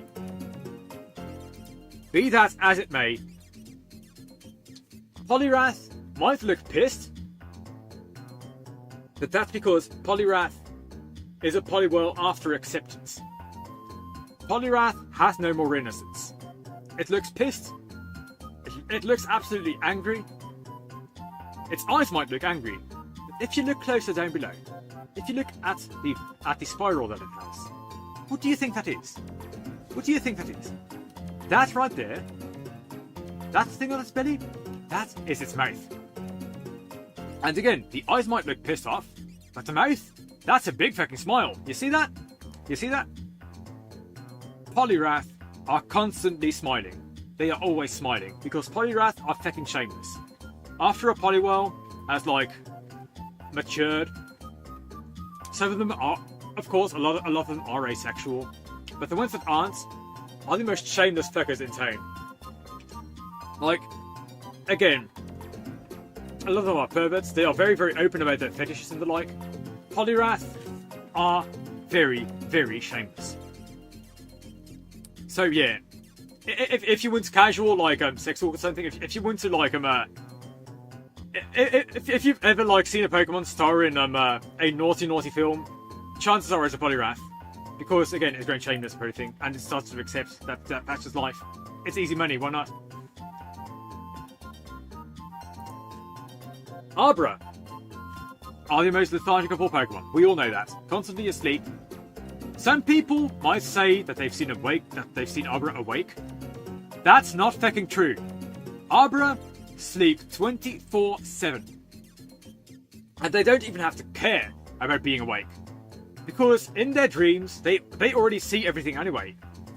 Arbor are in this weird little state where they are always asleep and conscious at the same fucking time. It's unbelievable. They can see fucking everything around them in their dreams. The world you live in right now is Arbor's dream world. Arbor's psychic powers are just Arbor's lucid dreams. I'm telling you, Arbor are fucking reality warpers. They are constantly asleep, and they don't care. They don't care. They don't care about anything. Again, always asleep, always lucid dreaming. Their psychic powers, that's just like their lucid dreams. That's just them telling, okay, but now I want this thing to hover. Now I want this thing to appear there. Anytime you see an Arbor asleep, near you, there's going to be shit going around. Because the world is Abra's little toy. The world is Abra's little sandbox. Once Abra wakes up, it grows into a Kadabra. Kadabra is no longer asleep. Kadabra never sleeps. In fact. Unless you use sleep powder on it or something. And so, after Abra wakes up and becomes a Kadabra, Kadabra is pissed. It's angry. It's so fucking angry that you woke it up. Because it's no longer sleeping. It's no longer lucid dreaming. So that Kadabra, it can't lucid dream its little reality warping things onto the world anymore. The world isn't its sandbox anymore. And Kadabra is pissed off that it no longer has those lucid dreaming powers. Be that as it may, they are still psychic Pokemon. They might not have the same reality warping powers that Abra do, but they are much more focused than Abra are. You get me? So, Kadabra are still stronger than Abra. Well, they are weaker than Abra, but they are much more focused with their psychic powers. They have much more control over their psychic powers. And because of that, Kadabra are very reliable, you know? They might not be the same reality warp as Abra were, but again, very, very dangerous. Don't mess with Kadabra. Wait. What's that? Did someone cut off its finger? No wonder it's pissed off, holy shit. Now, Alakazam? Hot diggity damn. Alakazam can sleep whenever it fucking wants. Alakazam is what happens when you take the focus of Kadabra and the reality warping powers of Abra. As Kadabra, of course, it knew many of its little magic tricks that Golduck also taught it. But Alakazam is Psyduck and Golduck's partner in magic tricks. Because Alakazam is the one always using the psychic powers that Psyduck thinks it has. Alakazam knows how much people want to have psychic powers. That's why they always aid Psyduck. That's why they always aid Psyduck. We always think that they have the psychic powers. That's always Alakazam. It's almost always Alakazam. Because Alakazam are just the bros. They are the bros. They've learned magic tricks from Golduck. And, yeah. Alakazam, they're good shit. They are good shit. Again, if you want to get anything done, get yourself an Alakazam. They'll use their psychic powers. They are the bros. They'll get it done. If you need some food cooked, bam, Alakazam will do that. You need anything done, Alakazam will do it for you. They are the bros.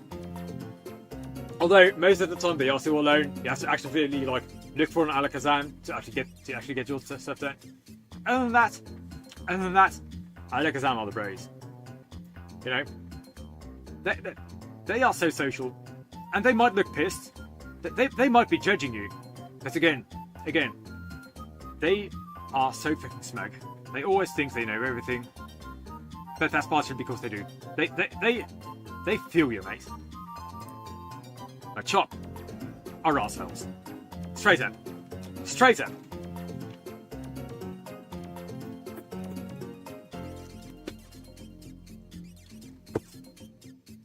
The Machop family has something to fucking prove. The Machop family are the ones who always try to bother Mankey and Primate.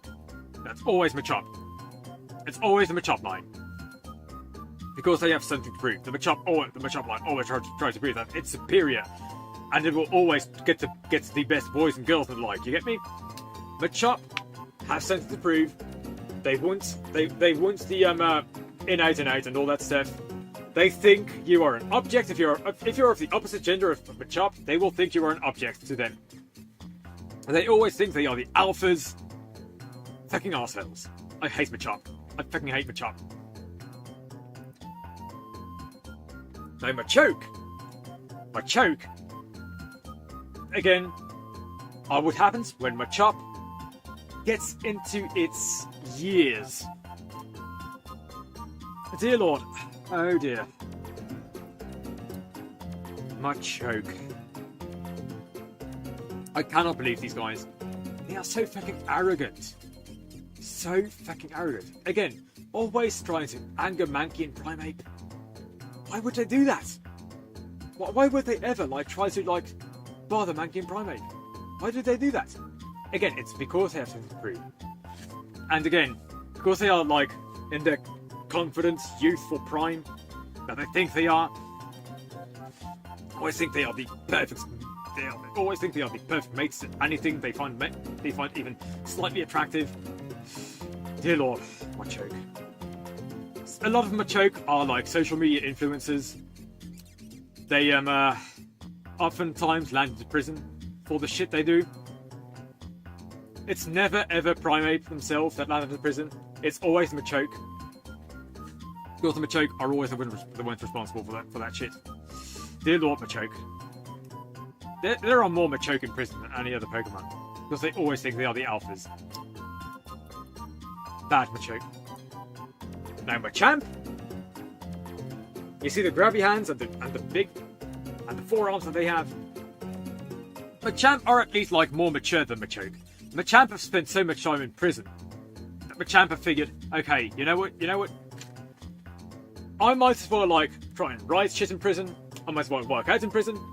Machamp are actually really, really fucking good writers. You might not believe me, but having spent so much time in prison makes Machamp a changed man. It's still, of course, the same arsehole that it was as a Machamp and a Machoke. But even then, it's a matured arsehole, you get me? Machamp are very good writers. If a Machamp tries to sell you a book, you want to buy that book, because Machamp always has something interesting to say about it. Of course, they might still think that you are an object if you are of the opposite gender. But at least spending time in prison gives the Machamp a unique mindset. Machamp always have interesting thoughts. Even if there are arseholes, and there's many, many points that you have to agree with them when it comes to Machamp, even then, Machamp have interesting things to say. So, Machamp are essentially those people that try to force their ideologies onto you. But because they've gotten so much time to think about what they say in prison, a lot of them actually have a point sometimes, even if what they try to tell you is absolute rubbish, is absolutely horrible. Even then, because they've been given so much time to think in prison, a lot of them still have points every so often. So yeah, try to listen to a Machamp every so often. Even a broken clock has right twice a day, and Machamp is the epitome of that saying. Bellsprout. Oh boy, Bellsprout. Now Bellsprout are what happens when flesh-eating plants have eaten everything up in the ecosystem. When a Bellsprout is done with that, it starts to walk. It starts to walk and walk and walk. It's a meat-eating plant, obviously. Now, I've heard somewhere Bellsprout, there's the Bellsprout line in fact. I'm going to switch to Weepinbell. Weepinbell, of course, is still a tree again. Unlike Bellsprout, it can't walk. It hangs on to stuff all the time. So Bellsprout walks over to some place and then just starts to hang somewhere as a Weepinbell. Weepinbell doesn't really care. Unless you catch it, then it might still hop around in battle. And that Weepinbell, I'm kind of neutral about it. But here's where things change. Because that's when it becomes a Victory Bell. Once it becomes a Victory Bell, once it's done hanging around, and it's eaten everything in this spot again. Victory Bell! Oh boy! Oh fucking boy! Okay, Victory Bell have plans to take over humanity in the world. Victory Bell have people zoos. They try to get you to shit onto their lands so that your shit can get into the soil so that they can eat that as the Weepinbell trees. And after you've done doing all that, the Victory Bell will eat you up too. Victory Bell have fucking people zoos they put you into. Dangerous as fuck. Do not get around Victory Bell. They plan to take over humanity. They are massive, massive menaces. They are fucking worse than Wigglytuff. Victory Bell are supervillains. They are planning to take over the world. No. Don't get around Victory Bell. think around Victubel. Because Victubel is what happens when Weepinbell, who keeps on hanging onto the trees, learns to farm. And what does it farm? People. People. You know. Yeah. Oh dear. No. Never get around Victubel. They are menaces. I'm terrified of Victubel. I'm fucking terrified of Victubel, you know? Yeah. Well, Tentacool then. Tentacool are much nicer than Victubel. I'm only saying that because anything is much nicer than Victubel. Now you might think that Tentacool's eyes are here. And you would be wrong. You would be wrong. Because these holes are actually the Tentacool's nose. These are Tentacool's nostrils. People with their nose hairs and the like. They use these to smell underwater. Whereas these are the actual eyes. These three are the actual eyes. There's one on the tentacle head's back too.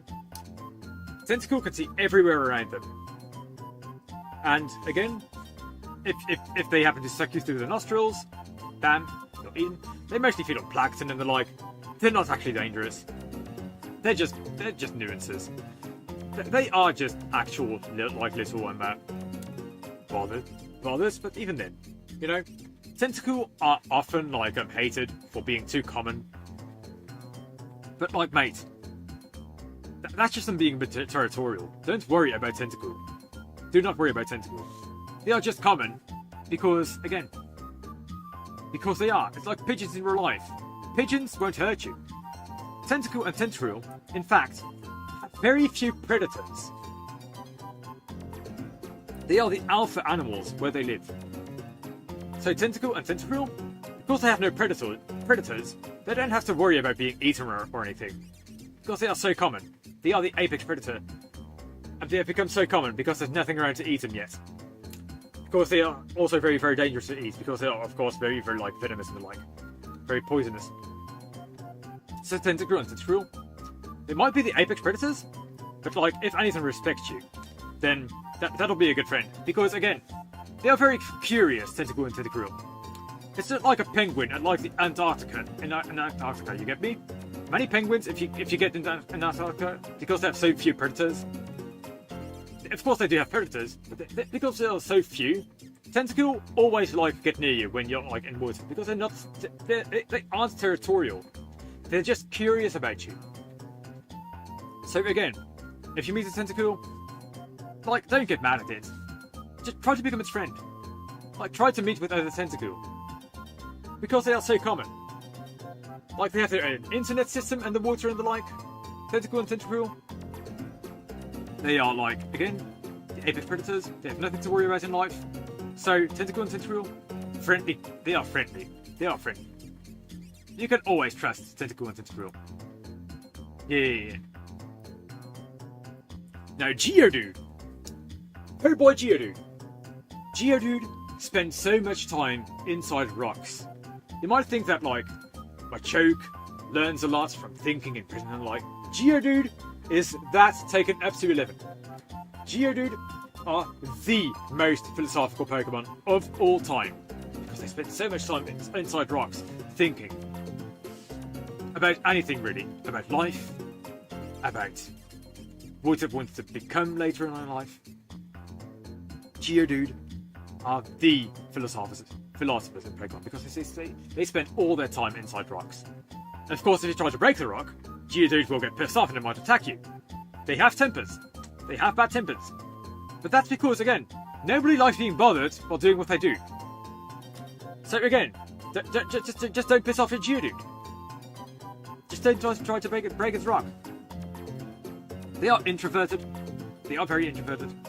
But even then, if you need to know anything, if you want a second opinion on anything, again, Geodude. They are like Machamp, except unlike Machamp, they are actually wise. They were never dumb to begin with. They are nowhere near as smart as a lot of Psychic Pokemon, obviously. But even then, because they spent all their lives inside rocks, Geodude will always have interesting things to tell you. Because they have so much time, free time to think about things, you get me? Inside those rocks. They don't really care. That is until they become Graveler. Graveler is what happens when the wise Geodude gets into a phase. Because many Graveler think things like, why am I here? Do I have a purpose in life? And at some point Graveler realizes, no. Many Gravelers think that life is meaningless, and they might as well have a laugh about it. So what do Gravelers do? They become trolls. Graveler will type onto their computers, they will type on the keyboards, and they will just troll you on a Mega, on anything. Why do Gravelers self-destruct? Why do they use explosion? Because they know they won't die from it. That's why. They don't care. They just do it to be assholes. Seriously, Graveler, why do you become like this? Because again, they don't see any purpose. They don't see any point in life, so they might as well. That is until they become Golem. Golem is what Graveler becomes when it's finally wisened up and become a decent person again.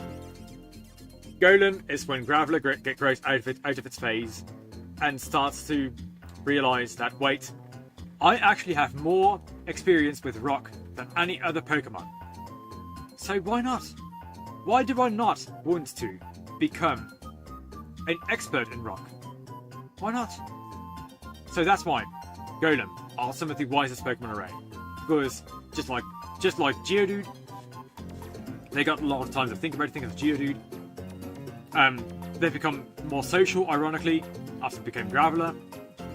Of course, they spend more time around other people than Graveler. So Golem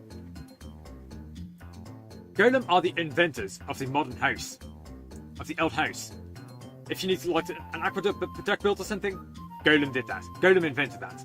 If you see a fancy brick castle around somewhere, Golem invented that.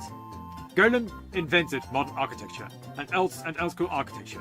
Without Golem, none of those things would have ever been the way they are now.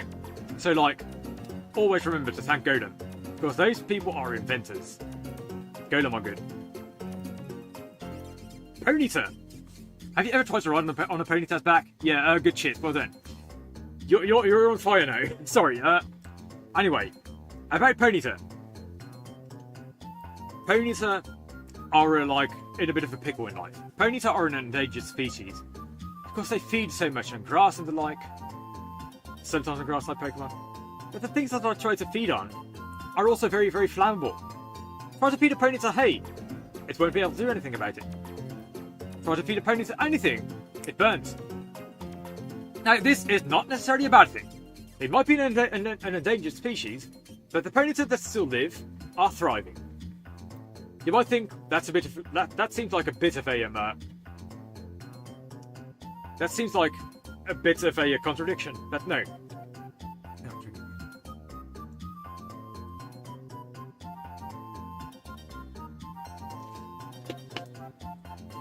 And that is because Ponyta invented cooking.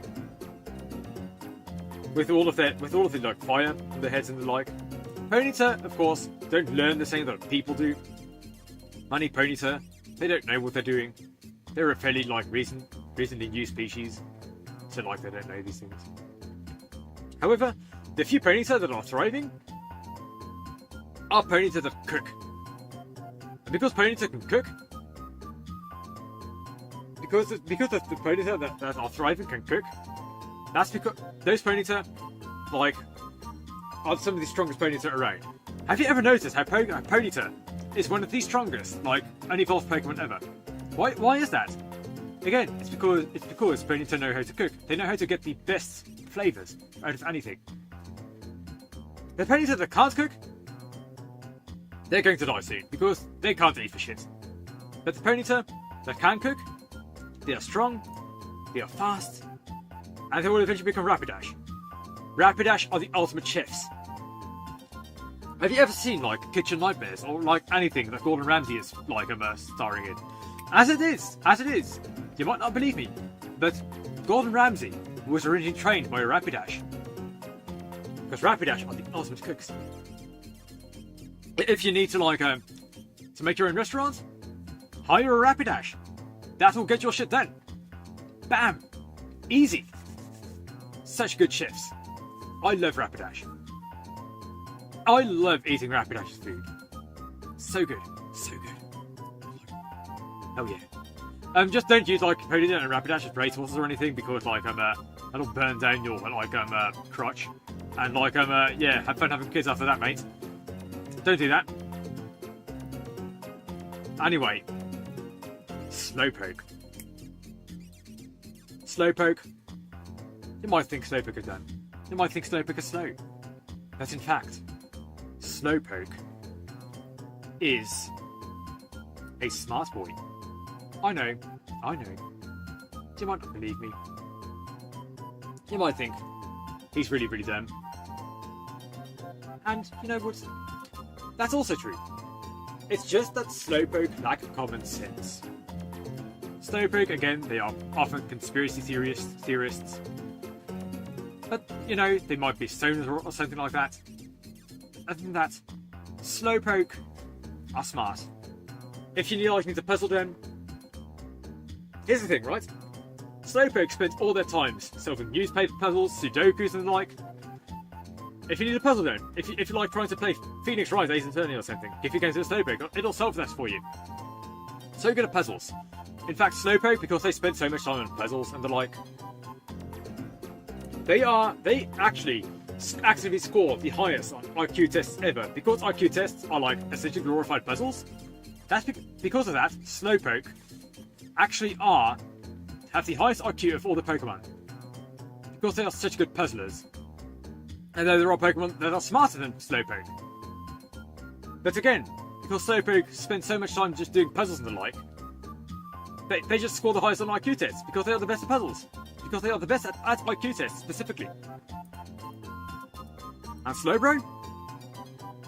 Slowbro is Slowpoke after it's decided, you know what, I'm done doing puzzles and the like, I have to actually work out and do some shit. Of course, they still spend a lot of time just doing puzzles and the like. They might look a bit like Homer Simpson, but like, don't pay attention to that, please. I don't know why I see Homer Simpson in that. I don't know. I don't know why. Sorry. Back on track. Why did I think that? Why am I laughing about that? Now, if you see the sting on Slowbro's tail, again, that's because Slowpoke has no common sense, obviously. You might think that's a shoulder, but if you've seen any of the beta Pokemon things, you know that that's a fake Pokemon. You know that the shoulder thing is a lie. That's just a cover-up. And why is it a cover-up? Well, it's because those things on Slowbro's tails are also an endangered species, and Slowpoke just like they want to cover up their existence. They're like, yeah, okay, sure, that's shoulder. And because they have no common sense, you know, they don't care to think about, okay, do I want to actually explain to people that this is an endangered species? No, they don't say things like that. So again, it's not a shoulder. Slowpoke just like tell everyone that it's a shoulder. It's not a shoulder. It's a disturbance. It's a disturbance. Don't be fooled by the shoulder like theory. That Pokemon is disturbance. You might know it from like the Golden Silver beta things. Shoulder was always a lie. Was always a cover-up. Fucking magnets, how do they work? I'll tell you how they work. They fucking don't. Magnemite just exists to mess up your computers. Do you know why Porygon Z exists? Do you know why Porygon Z is like such a messed up version of Porygon? Do you know why Missing No exists?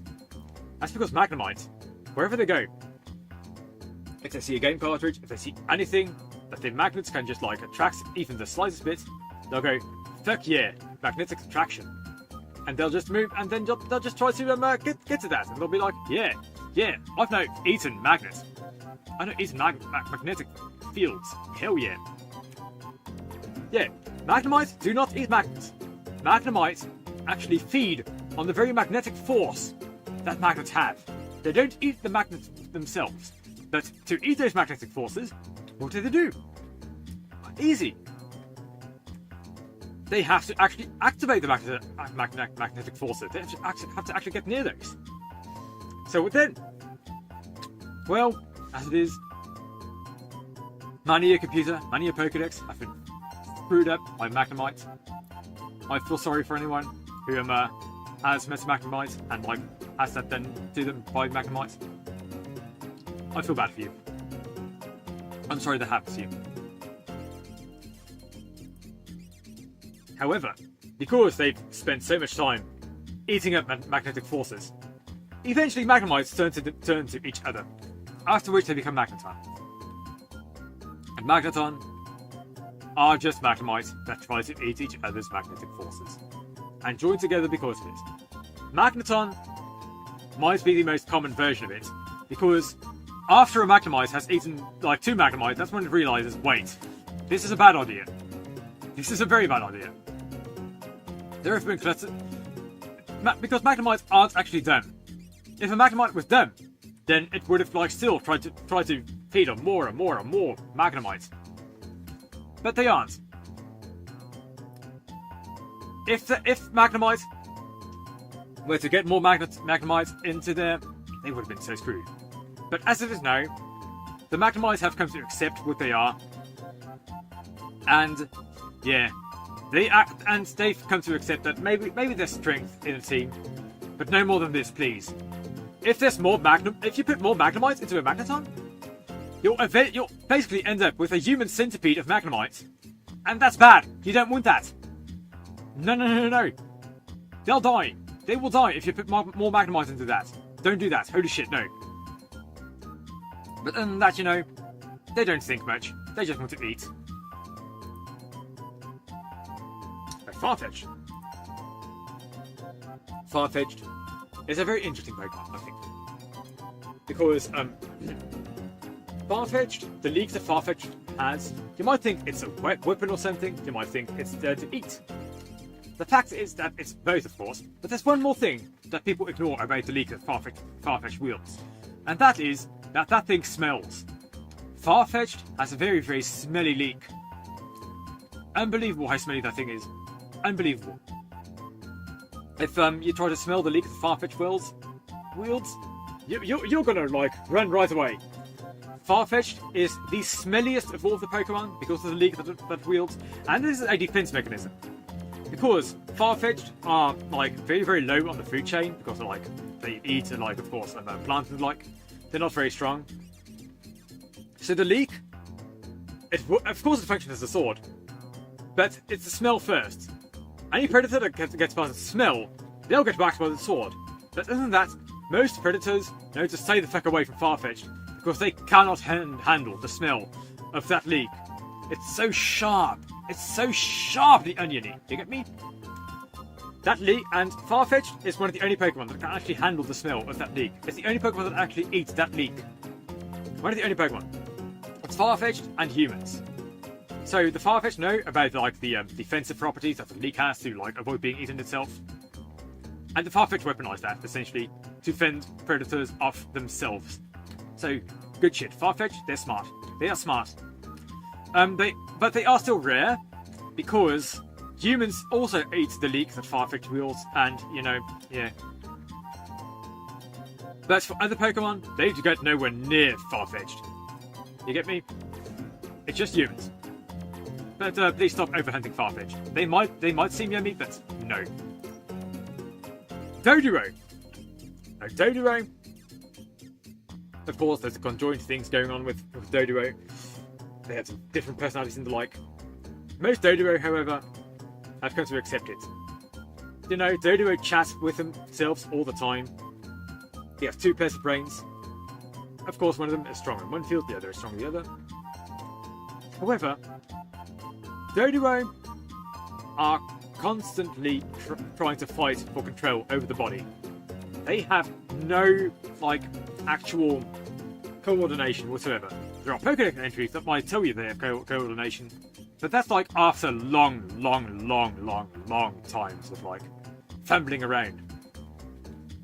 Seriously, Dodoro live very, very long because they have to learn, just like humans and like parrots and like. Doduo have to actually learn to coordinate, because otherwise they'll keep on fumbling, they'll die eventually, fumbling. They spend so much time inside their nests, they spend years inside their nests to actually learn to cooperate properly, the heads. Because if they don't, they'll die. They'll die out in the open. So yeah, Doduo are some of the longest lived Pokemon out there. And they have to be, because otherwise life will get to them, and it'll be bad. And once Doduo really learn to coordinate, suddenly they evolve and another head kicks in. Oh dear! Now, on the plus side, at least there's like 2 Doduo heads that like control the body, and the third head doesn't really, can't really do that. So like, at least the 2 Doduo heads are coordinating.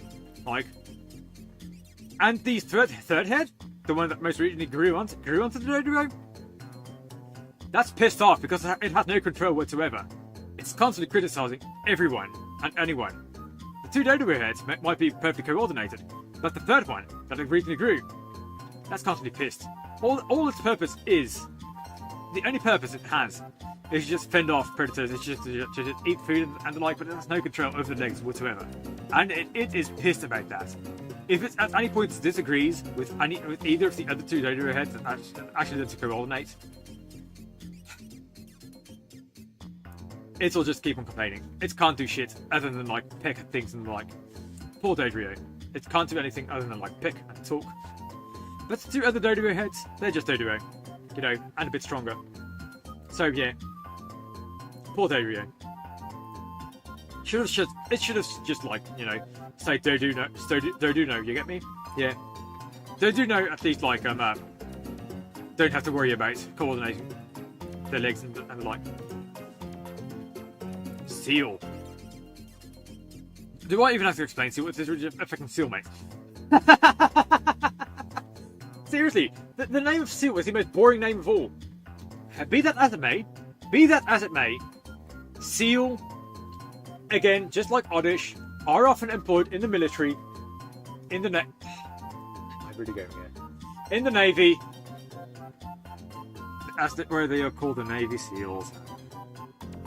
I apologise for that pun again. Or that pun. But be that as it may, Seal, because they have spent so much time in the military. They are so good at learning tricks too. That's why you want a Seal. Of course, they are just like dogs. They are just like bro life. If you tell off Seals to do something, they'll do it for you. So Seal are so good at learning tricks. They have the tusks and the like too. They have the fangs and they have the horn. They're pretty strong. Don't underestimate Seal. Don't underestimate Seal. The military used them for a reason.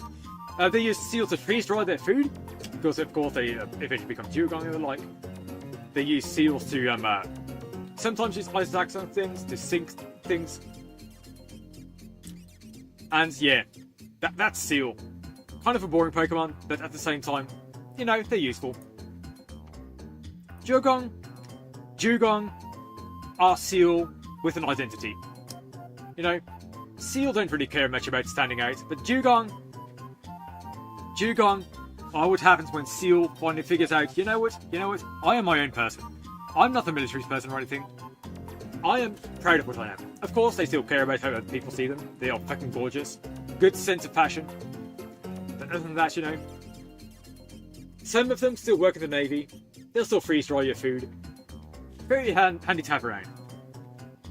Just in general, if you need a refrigerator or something, get yourself a Dugong. They'll do that. They'll freeze any food for you. Mostly because they also freeze the food for themselves, you know. Because it might get rotten. Because they live in places where there's very little food around. They have to keep that food like frozen and stuff. Yeah. Dugong, they're fashionable. They're kind of boring. Although, you know, well, they used to be kind of boring. They have more of an identity now. But even then, you know, most of them are fairly new to that. And because Dugong are nowhere near as long-lived as Doduo and the like, they only get to spend so much time being individuals. So, yeah, it's kind of sad for Dugong. Spend so much time, so little time being like themselves, being their own people, and then they just die. Very short-lived animals. It's kind of sad. Grimer. Grimer, my friend, is a pal. Grimer is always happy. Look at him. Look at him. Look at the happy mouth that Grimer has. And Grimer is, of course, it's obviously a sludge monster. You might, but Grimer are very nice. They are so jolly. Always having their hands up in the air. Yeah.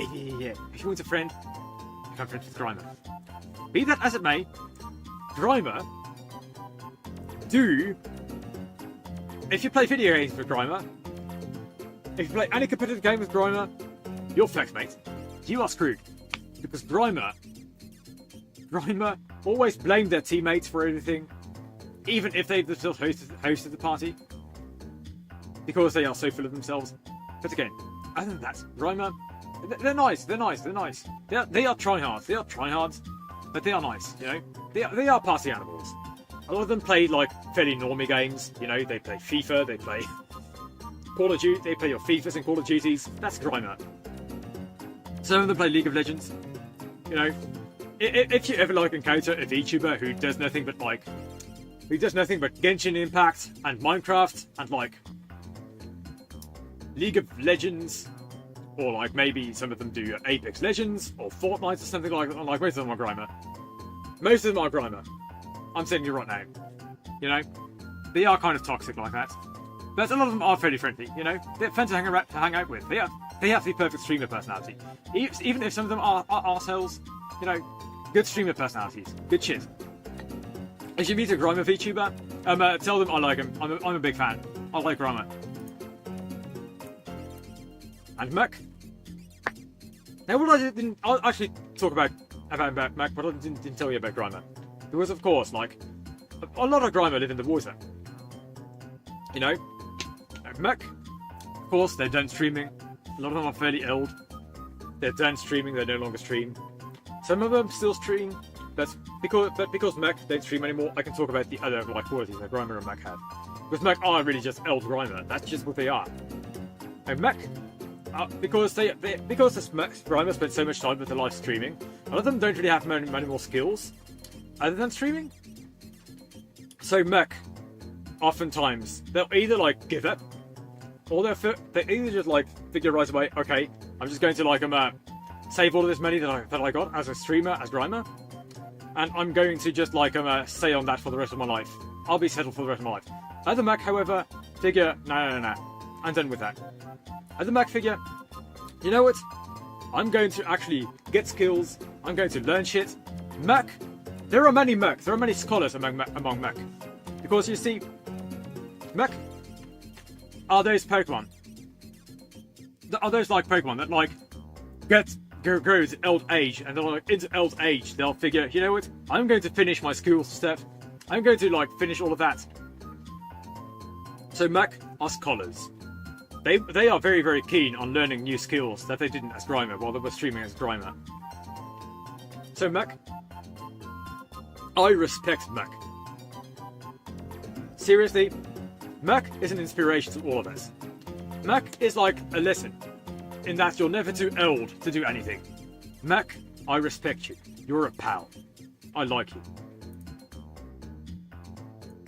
Shelder. Tongue. Shelder are very teasing Pokemon. You see the tongue, you see the mouth, and you see the eyes. Shelder, they know you can't eat it. And many predators try to eat Shelder. And when they give up, the Shelder just like shows itself and they'll stick out its tongue and they'll be like, ha ha! Shelder are trolls. They are trolls. Seriously.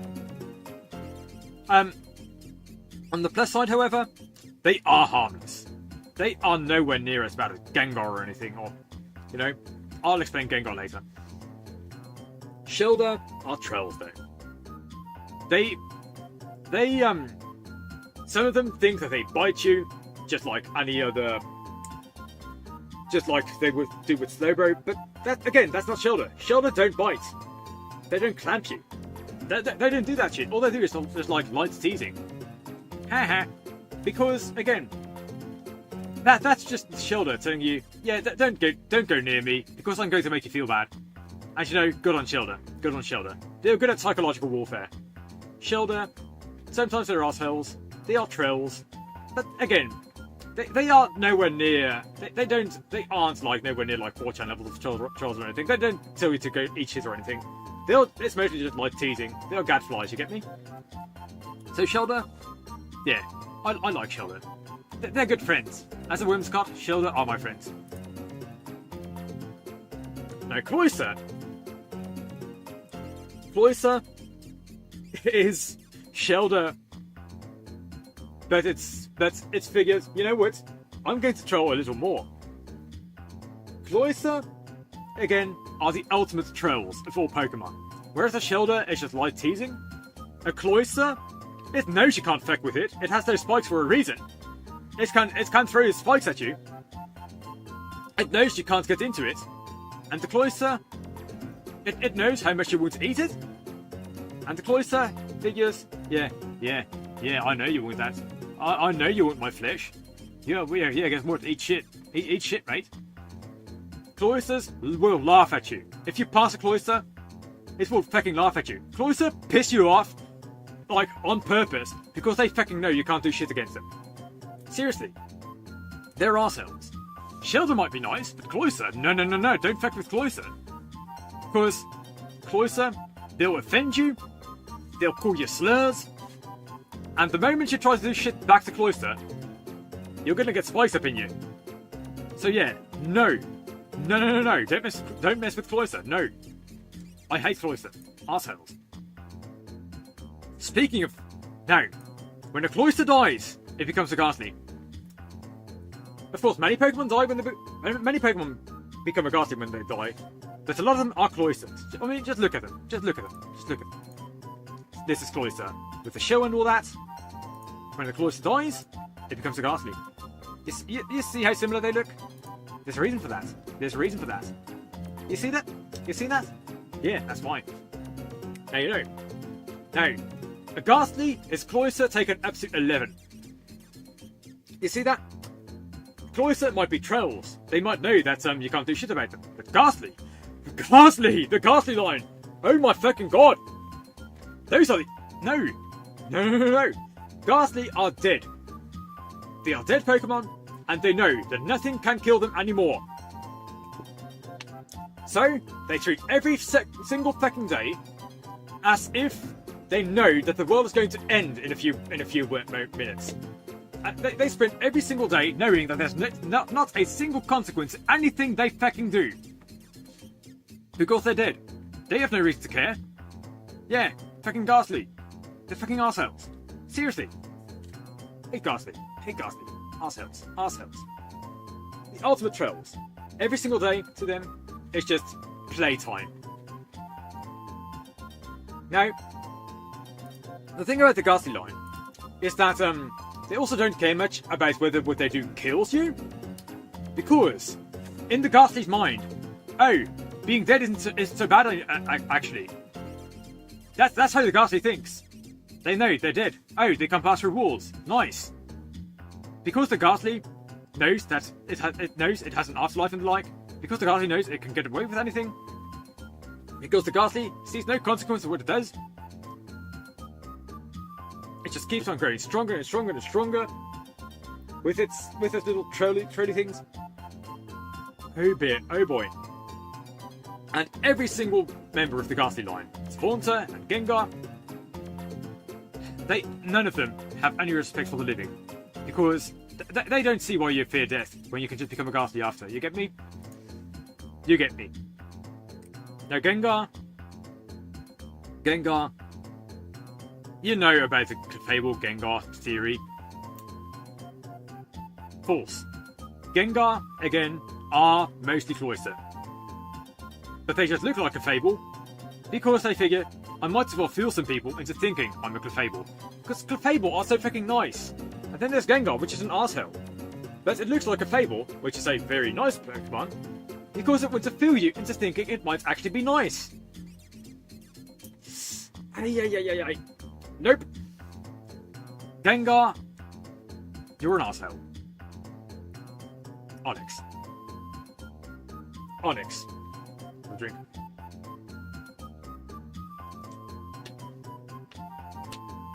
Alright. Onyx is literally a bunch of rocks. That's literally it. Every single rock segment on Onyx might be a Geodude. It might be a Geodude for all I know. Onyx, all of those segments are their own Pokemon. You see an Onyx's head? An Onyx's head actually gets that shape because the rock on Onyx actually, like, it actually sharpens itself. It's actually, like, wraps its head onto, like, a wall or something to get it that shape. You get me? But every single rock on Onyx, every single little rock on that thing is its own species. It's its own species of Onyx. Those segments, it's a hive mind of Pokemon. They're not very smart or anything. You might think, oh no, human centipede, but no, it's not that bad. Onyx live a symbiotic relationship with themselves. You know, they don't care much. The reason why, like, every segment is mostly smaller than the last is because each last segment just needs less, like, nutrition than the last. You get me? That's why Onyx looks like that, because Onyx doesn't really have to worry about these things. So just the head eats. Just the head eats. And the reason why Onyx looks like that, this segment looks like that, is because every single Onyx segment is very, very weak on its own. It has to join into one giant big thing to actually, like, get going. And that's personality-wise, again, very social. Onyx, they're just as social as Beedrill. They're rarer than Beedrill, but again, if any two Onyx segments meet, they'll happily join each other. Again, they do everything together. If you meet an Onyx, you can ride an Onyx, you can, like, play games with an Onyx, you can feed an Onyx. Onyx are very tame, you know? Why do Onyx have such low attack stats? It's because Onyx don't really care about attacking you. They really don't care, they don't want to. So again, Onyx, they're docile, they are nice. They are nice. Don't attack Onyx. Please. They're too nice for anything. They're too innocent for anything. Onyx are so nice. Seriously. Drowsy! Oh boy. Why is Arbor asleep all the time? Why does Arbor, like, get lucid dreams? Oh yeah, here's the natural predator. It's Drowsy. Drowsy constantly puts Arbor to sleep. Arbor, of course, has strong psychic powers in its sleep. It's a very strong, like, psychic. Arbor is essentially a reality warper. So who's the natural predator? Drowsy. Drowsy is the force that keeps Arbor in check. Drowsy is the reason why Arbor keeps sleeping, because they know that Arbor, like, are very, very strong in the sleep. Because the world is Arbor's own little lucid dream. Arbor is essentially a god among Pokemon or something. And Drowsy is the one Pokemon keeping Arbor in check, because it keeps on eating Arbor's psychic powers and like. That's why Drowsy is such a strong hypnotist and the like. It keeps on eating Arbor stuff. So yeah, Drowsy, it's Arbor's natural predator. Drowsy is there to make sure that Arbor doesn't, like, get too out of hand. Yeah. Other than that, if you're not an Arbor, they won't care. There are some, like, bad people around who might try to abuse Drowsy. And Drowsy, you know, they figure, yeah, alright, I might eat some dreams, sure. But again, other than that, if you're not a very strong lucid dreamer who can, like, warp reality in your dreams, like, Drowsy can still eat your dreams, but Drowsy won't really care about that. So, Drowsy, if you're not an Arbor, Drowsy are pretty nice. You know, Drowsy are also the natural enemy of Darkrai. Because again, Darkrai makes such strong dreams that Drowsy can also eat, just like that.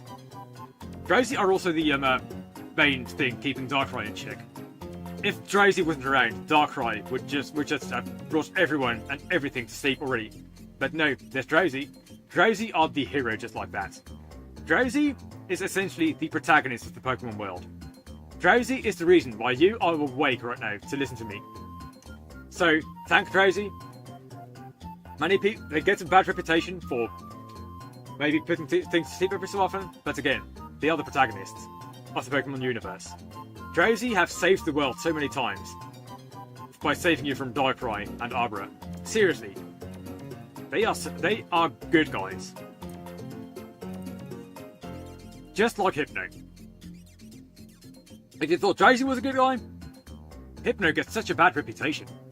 But no. Hypno has a specific target, just like Drowsy. It's better at putting you to sleep. Sure. Yes.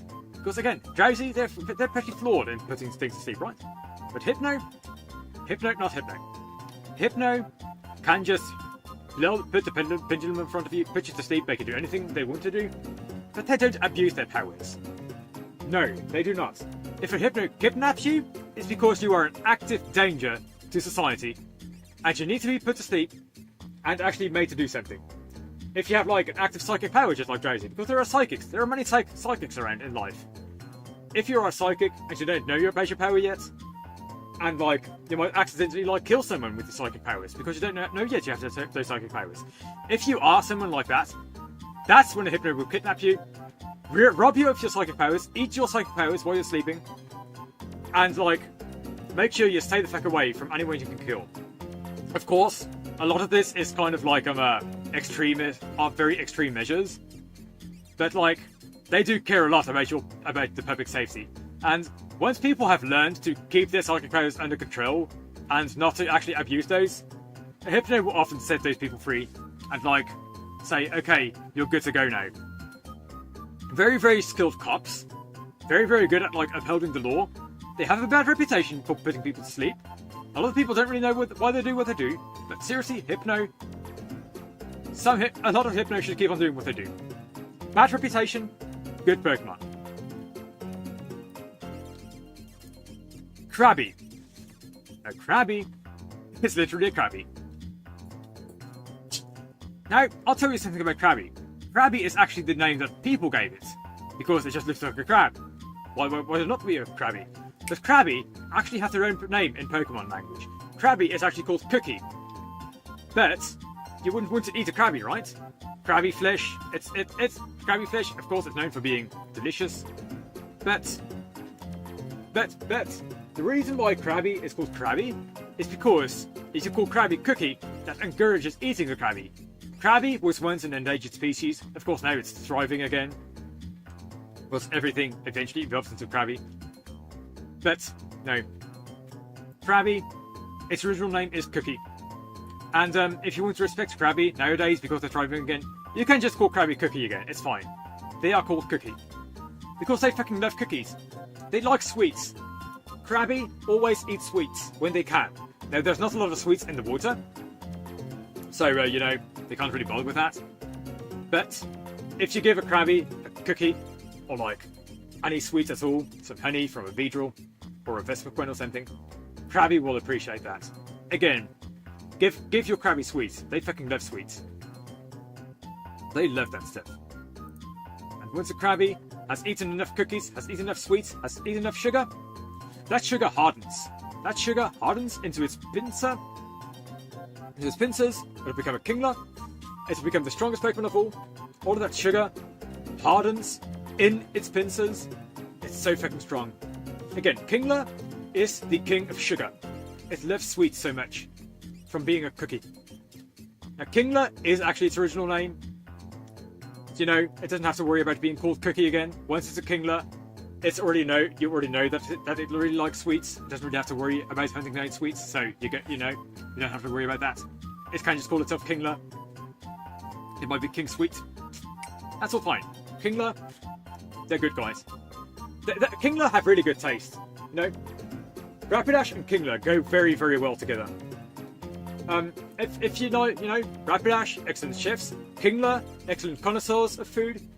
You know, if you need to like compare Coke and Pepsi, if you need to compare any two foods, see which one is superior, give your food to a Kingler. Feed it to a Kingler. They are connoisseurs. They are connoisseurs. They really like eating.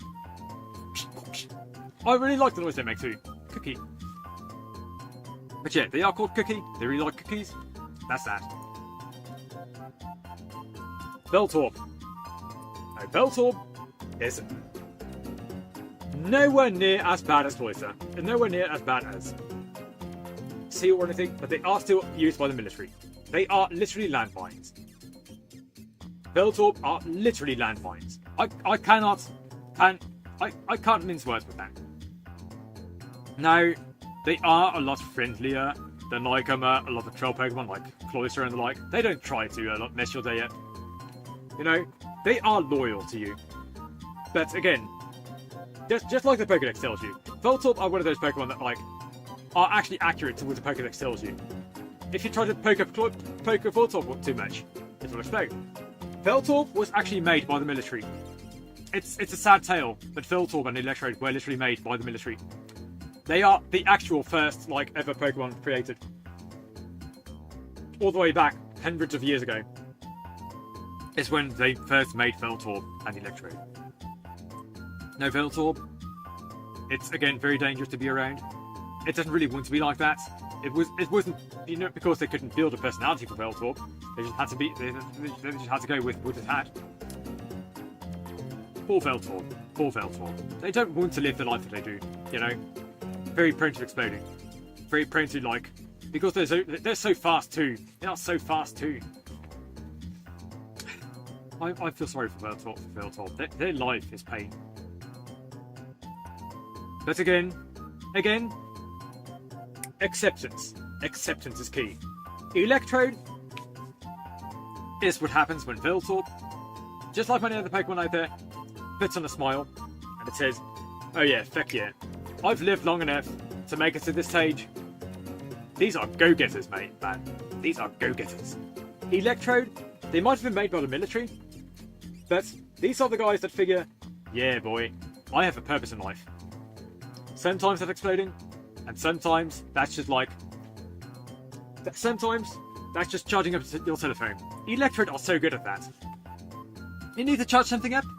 Electrode had the mouse for it. If you put like any wire into an Electrode's mouse, they're going to say, okay, sure, and it's going to charge up your telephone just like that. You get me? Electrode are the perfect outlet. If you just need anything plugged into something, get an Electrode. Get an Electrode near you. Because Electrode, they've toughened up in life. They are nowhere near as weak as Voltorb. You can knock on an Electrode easy, and the Electrode will say, okay, sure. Electrode are successful Voltorbs. You get me? They are the Voltorbs that are much less weak. They are the Voltorbs that didn't explode too early in life. If you like throw an Electrode onto the ground, it's much less likely to explode. Of course, Electrode has a reputation for exploding, but that's because Electrode knows that exploding is still ultimately what it was made for by the military. But even then, Electrode, they're nice guys. They're nice guys.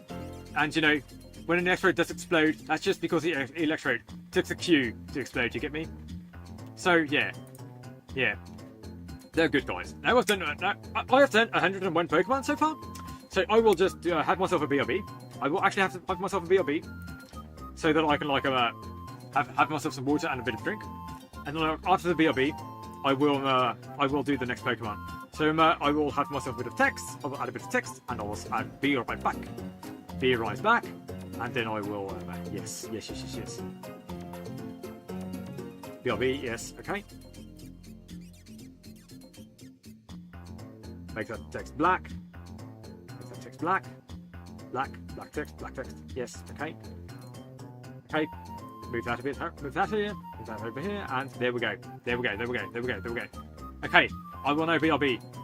Stop the music, mute the mic. And I'll BRB then.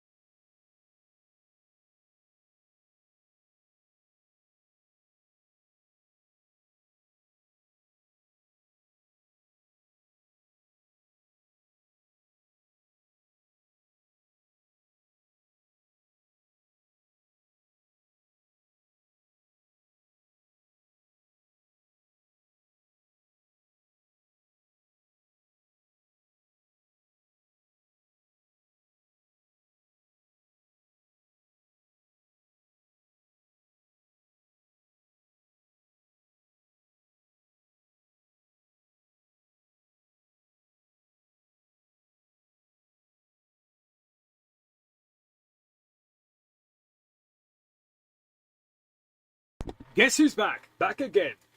Sheepy's back, tell a friend. Alright, I'm gonna... Bye. Hey, it's me. Alright, okay. Here we go. Let's go back to this shit, shall we? Alright. Bam. Alright. Execute.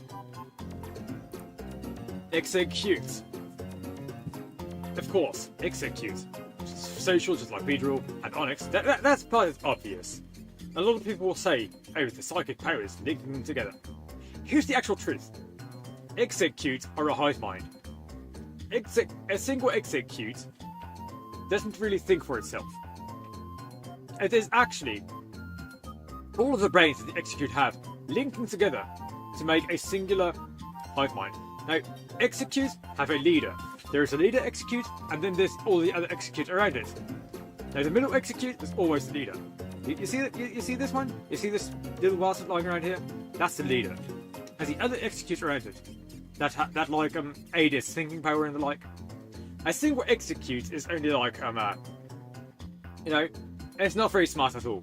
But when you add all of these execute together, it's the combined brain power of the execute that like really makes them actually really intelligent. They are just like bees in that sense. You get me? You know how bees like really communicate with each other and like?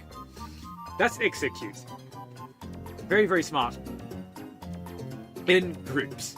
A singular species, done. As a group, smart as fuck.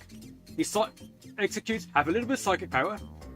And the way to think about that psychic power is, you see this little bit of egg going out of execute? Now, I'll tell you where that comes from. What, of course, a lot of it is psychic power, and that's like, of course, linked to the execute. However, executes also have a little aroma that comes out of them that mostly other execute can smell. If you know about like how grass, when you mow down grass, some people like interpret the smell of freshly mown grass as a smell that like tells other grass around it, hey, there's predators around here, or like that, like as a smell that like lures predators that eat the bugs that eat the grass. You get me? Now, execute essentially have their own version of that. So when you see a cracked execute, the other execute can smell that, and they'll know, hey, here's another head. Let's get that. Let's get to that one. So yeah, that's why a lot of execute are cracked. You might think that is bad for the execute, but the actual thing that's being cracked does is alert all of the other execute around it. So yes, execute, very social, just like that. So yeah, yes. Executor. Now, I've already explained execute. Now, you might think that these things, that these heads are execute. No, they're not. Are you fucking insane? Completely different colours and all that? No.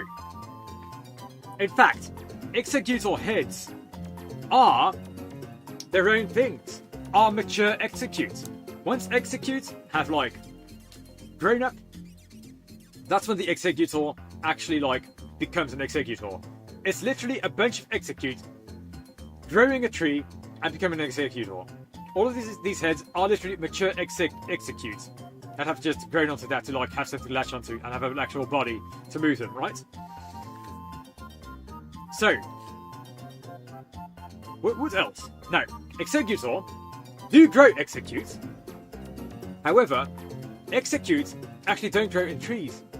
You might think, oh, execute, they grow in trees and they fall down the trees and then they become other executes and they fall down and they crack.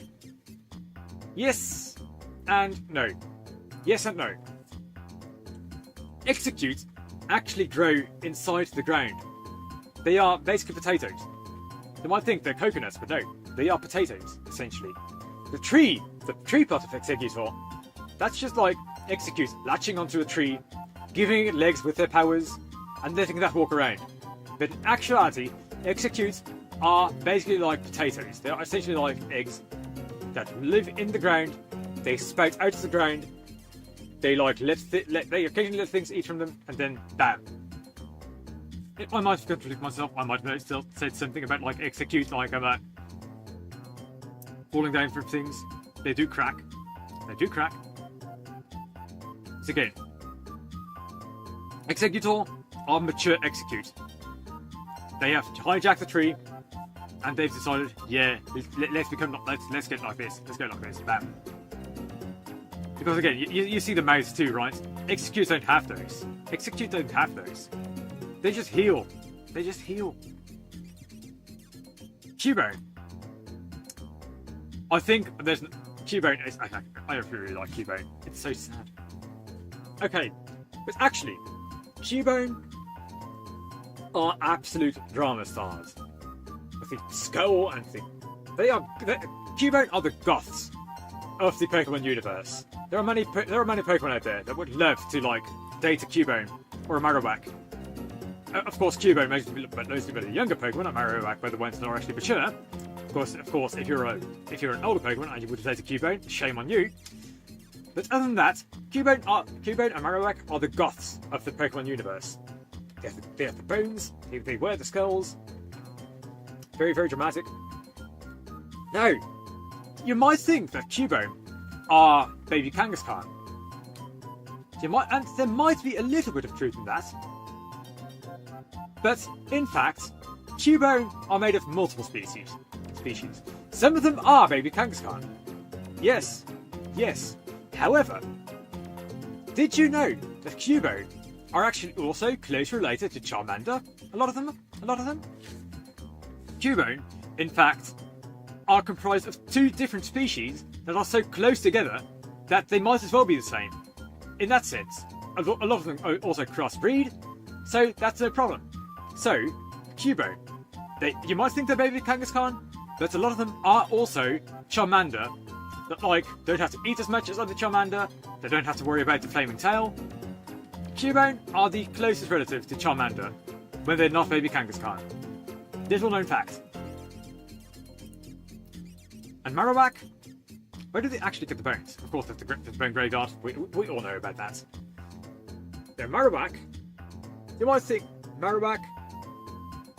I've already talked about Marowak while talking about Cubone. They are mature Cubone. Everyone wants to date a Marowak. They are the goths. Kangaskhan and Marowak get very, very well go very well hand in hand. Marowak are considerably nicer than Cubone. The bones, you might think there's like a Cubone graveyard or something like that. But no, that is not true. A lot of people like to give Cubone the sad backstory. The only issue with that is that implies that all of the Cubone bones are intact. In fact, that's not true. A lot of Marowak die just getting their skull just smashed in. That's just a sad fact of life. I'm sorry, that's life. Life's cruel. However, Marowak actually hang out a lot with Charmander and Charmeleon. Again, the skulls are never their own. Because if these were other Marowak skulls, imagine being the largest Marowak around. No skull would fit you.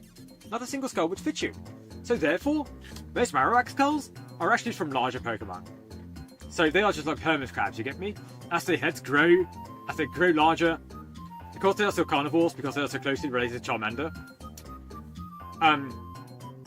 Or omnivores in Kangaskhan's case. Kangaskhan are omnivores, Charmander are mostly carnivores. But because they eat other Pokemon, most of the skulls that they have are actually from their prey. So they actually hunt down other Pokemon.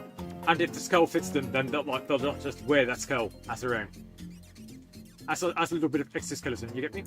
They are basically hermit crabs. So don't be fooled by what other people might tell you. Hitmonlee are frogs.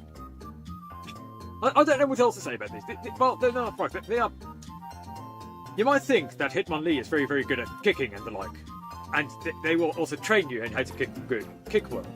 There's one problem with that, and that is that Hitmonlee, most people do not have the same legs that Hitmonlee do. So, in fact, Hitmonlee are actually punching bags. They train. So, they train by toughening themselves up, by letting you punch them.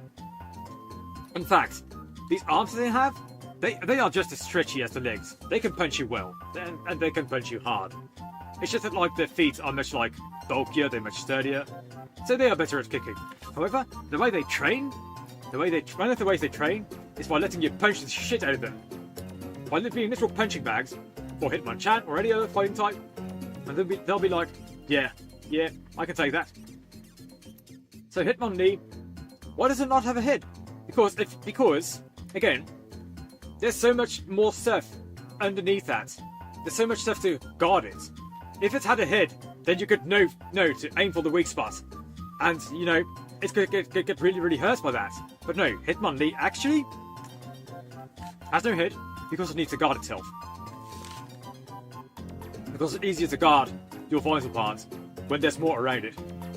So Hitmonlee, very, very durable, unlike what you might think. And again, of course, Hitmonlee are also very, very good at kicking, but that's what everyone knows. So that's kind of redundant. That feels redundant to say, doesn't it? Yeah.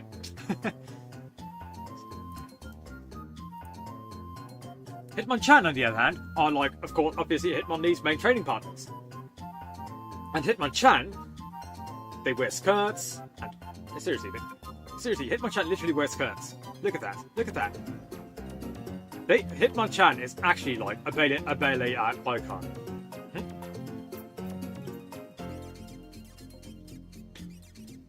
Obviously, they are good at boxing. Obviously. But what few people know is that Hitmonchan, on top of being Hitmonlee's main sparring partner, main training partner, with Hitmonlee practicing its kicks against Hitmonchan is actually not only do they box, but they are also adept at ballet. And why? Why, might you think? Well, it's simple. It's because all of the quick footing that it gets from dancing and all that helps them dodge Hitmonlee's attacks while also still looking fancy while doing that. They are a male-only species, so again, they can't really they don't have to worry about anything. They are very, very fabulous, aren't they? Very, very fabulous. Gay icon. I like Hitmonchan. We all like Hitmonchan. You can't not hate Hitmonchan. You can't hate Hitmonchan. You can't hate Hitmonchan. You gotta love Hitmonchan. Lickitung. Do you see that tail that Lickitung has? That tail is tongue. This little bit of tongue that Lickitung shows, that's just a fraction of tongue power. This whole tail is still the tongue. This whole body is tongue. When Lickitung sticks out his tongue, fully, you don't see the tail. Because everything that's inside the tail has been fully extended as the tongue. It's insane like that. Very, very long tongues. Their body is about 90% tongue. It's just like someone's intestines and Lickitung are literally known to sometimes get out their intestines and just to stick out their tongue even further. It's insane how that goes. And they don't really worry about that. They can spray anything onto you. They are menaces. They are absolute predators. Really, really, really, really strong. Don't mess with a Lickitung. It'll eat you. Because that's how it goes in the animal world. More dangerous than Snorlax. More dangerous than either than Snorlax and Charmander. Seriously, don't mess with Charizard, Lickitung. Those two are more dangerous than Snorlax. So again, Lickitung, there's a reason why it has that tongue. It likes to eat. Other than liking to eat, the actual... Okay, let me put it like this. The actual, reputation that Snorlax has, that's Lickitung. Except well, as far as eating goes, Snorlax's reputation is Lickitung. As far as sleeping goes, Snorlax is still Snorlax. You get me? You get me. Yes. But yeah. They are good. They're just like Kingler and all that stuff. Coughing. You see these hands that Coughing has? Yeah, you might not notice them. But these are actual gas hands. Now, what is Coughing? It literally has a poison sign on it. And there's a reason for that. You see, this little symbol is to warn people of Coughing. Coughing, there was a long time ago, Coughing were used for very nefarious purposes. Coughing, it became legal to hunt down Coughing, to stop the Coughing from ever being used for any nefarious purposes again. They were again just like Veltorb and Seal and other such Pokemon used by the military and stuff for their gases, which is very, very bad. So people start to hunt down Coughing more and more and more, even though the Coughing themselves are harmless. They are harmless. But, yeah. They kept on hunting down Coughing more and more and more, until eventually, the only Coughing that remained had a little... evolved to grow this little warning sign on them, saying, "Hey, I'm poisonous. Don't get too near me." So, yeah, Coughing, very dangerous, but they don't want to be dangerous. They're just like Veltorb, you get me? But because the Coughing today, because the Coughing of today actually have this like hey, warning sign on them, the Coughing of today, they are much less sad than Veltorb, you get me? The Coughing of today don't really have to worry about being hunted down, because now people know that there's a warning sign on them, and you know, they don't try to spit out gases around too much, but that's fine. They're fine. Any person wearing a gas mask, any person like or anyone who actually can like breathe in Coughing's gases and survive, any steel type for instance, they can like get near Coughing and say, and those who can hang out with Coughing, they usually find Coughing to be very, very friendly, very, very cool people. And with the gas hands, you know, they use those to eat things because like the round body doesn't really allow much otherwise. The gas hands are very, very useful for those things. Now, Wheezing! Wheezing, oh boy.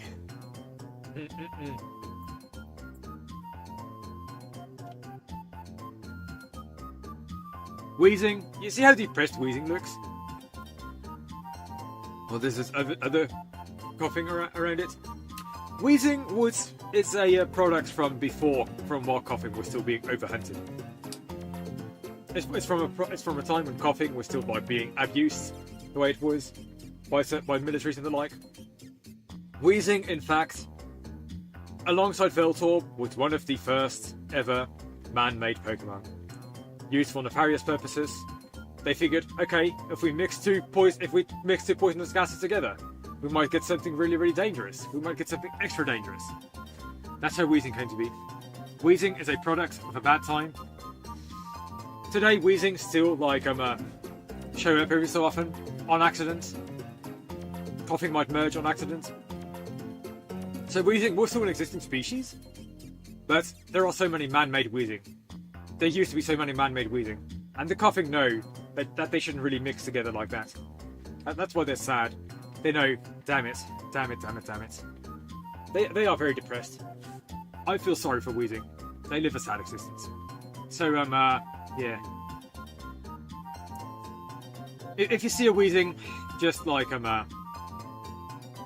still be nice around it, you know? It doesn't have many opportunities to be happy. It doesn't think it has many reasons to be happy. And then, like, chatting with his friend and all that. They both know that they are too dangerous to live. But at the same time, you know, just be nice to a Wheezing. Don't tell a Wheezing to like do certain things. And if you do that, then you'll find out that they are still just like the Coughing that they used to be. They are still just as friendly. They are still just as nice. They are still just the lads, you know? They might not be happy, but they are still the lads. And you have to remind them that they are the lads. So, just cheer up a Wheezing when you see one. Because at the end of the day, they're still just the lads, just like Coughing. Rhyhorn! Rhyhorn, you might know about Rhyhorn and Rhydon and being so strong that they can crush buildings and crush diamond and crush everything. This is true. Be that as it may, they don't do those things willingly on purpose.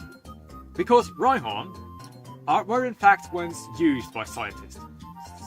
They wanted to like actually test the strength of rock-type Pokemon. So how do they do that? They just get a bunch of Rhyhorn. And they tell the Rhyhorn, okay, do this, and do this, and do this. Rhyhorn used to be like the targets of horrifying science experiments because of like people testing out the strength of rock-type Pokemon and the like. Dear oh dear oh dear. Dear oh dear, oh poor Rhyhorn. There is a story going around of like someone trying to of people testing Rhyhorn intelligence, and they are actually very smart. It's just like the rat experiments and the dolphin experiments. If you know about those, Rhyhorn used to be the target of experiments just like those. I'm not going to get into further detail about those. Other than that, though, Rhyhorn, you might think they're dumb, they're short-sighted, but no. Rhyhorn are just like little puppies in actuality. They know their strength. So they won't go around and like hop to you and like actually like hop to your legs because they know they're too strong for that. They know they might actually accidentally crash you. But other than that, Rhyhorn are just like little dogs. You know, they will chase laser pointers. They will like retrieve a bone if you throw one, retrieve a stick if you throw one, all that kind of stuff. You know, Rhyhorn are good lads. They are just like little dogs. I like Rhyhorn. You can teach them tricks just like dogs too. Now ride on!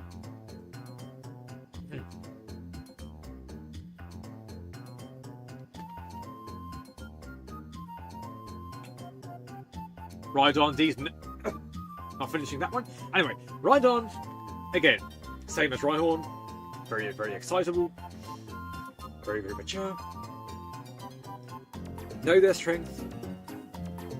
But unlike Rhyhorn, which was often like used in horrifying experiments to use the rock-type Pokemon. Why was that? It's because of Rhyhorn. It's because of Rhydon. You see that little horn right there?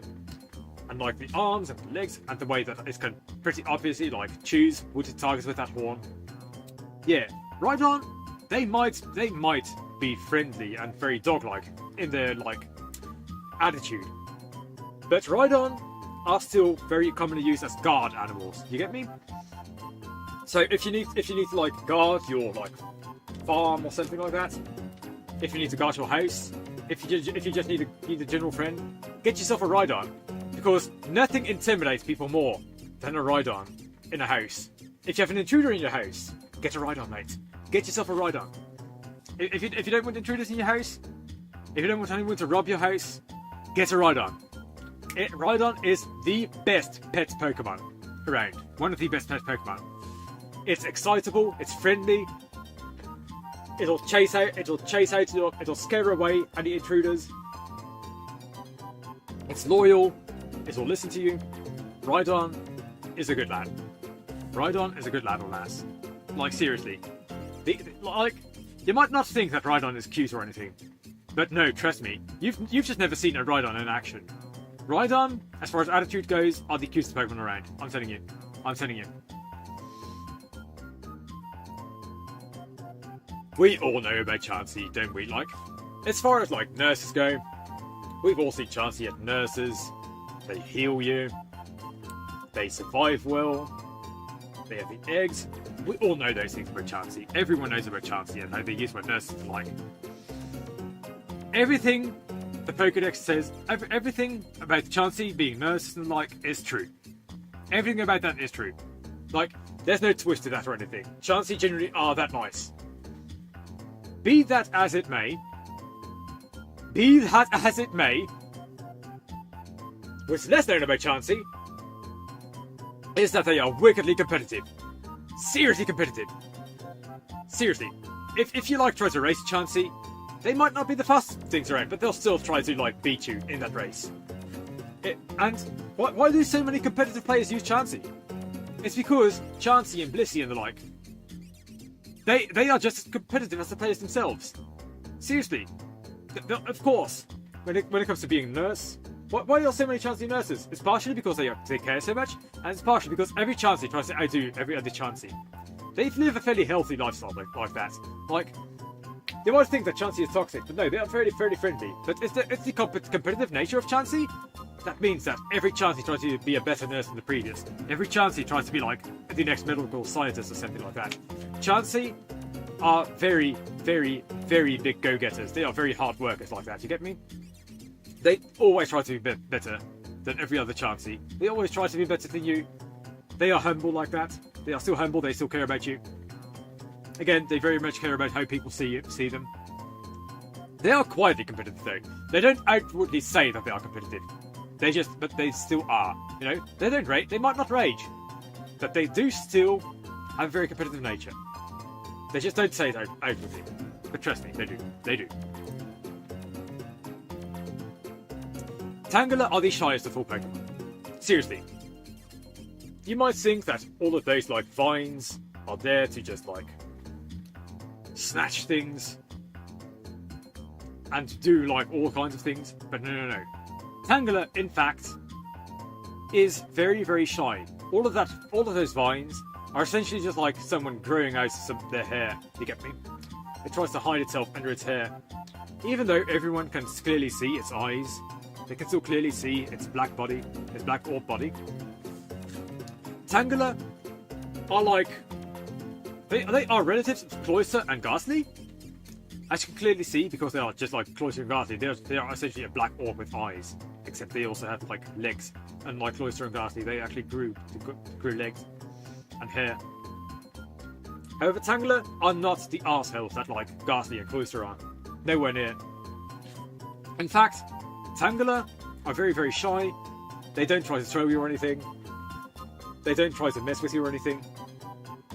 They just want to like they just want you to leave them alone. But if you do hang out with them, you know, you might have a good time. Because Tangela are artists. They're just like Pikachu. All of those vines, all of that hair, they're very individualistic, you know? They are virtuosos. They always try to be good artists. They are good musicians. They are good at painting. And just like Pikachu. They are close to Pikachu in attitude than to like, not in attitude, but in like terms of skills. Again, because so many Tangela are good at art. At the arts. Especially. They're also good good engineers, Tangela. Those vines really help them. They might have grown out the vines as like a fashion style, out of fashion, because they're shy, they want to hide themselves. But those vines are still really, really good. They are very, very dexterous. So like, a Tangela can paint, and like, write a song, and like, sing a song, all of those things at the same time. Many, many things that Tangela can do at the same time, because it has so many vines. Absolute experts in the arts. They are so dexterous. Seriously respecting Tangela. Seriously. Amazing. Amazing Pokemon. Amazing artists. Really. Like some of the best songs you've ever heard have been composed and were originally sang by Tangela. Kangaskhan is a unique Pokemon. Have you ever seen how when you hatch a Kangaskhan, it will immediately have like a baby Kangaskhan in its pouch? Yeah, that's weird, isn't it? But that's how it is. Because Kangaskhan hatch out of their eggs as adults right away. And it's like the little baby Kangaskhan that's inside them. That's basically like the next offspring, essentially. Every Kangaskhan egg essentially counts as 2. If the Kangaskhan dies, then like the baby can take over. How does that work? You might think that doesn't make a lot of sense. How does that work? And to tell you the truth, I don't know either. I don't know either. Kangaskhan are the most mysterious of all Pokemon. Be that as it may, a Kangaskhan, a baby Kangaskhan that like doesn't get any eggs, that doesn't even get to be a mother. Oftentimes those grow to be Cubone and Marowak. So yeah. The Kangaskhan that don't grow out of that don't get out of their eggs, already having a new child in them. Those are the ones that grow up to be Cubone and Marowak. But the Kangaskhan that do get out of their eggs with a child in them, those are the ones that like stay Kangaskhan for the rest of their lives. And they'll then like get the next batch of Kangaskhan going around.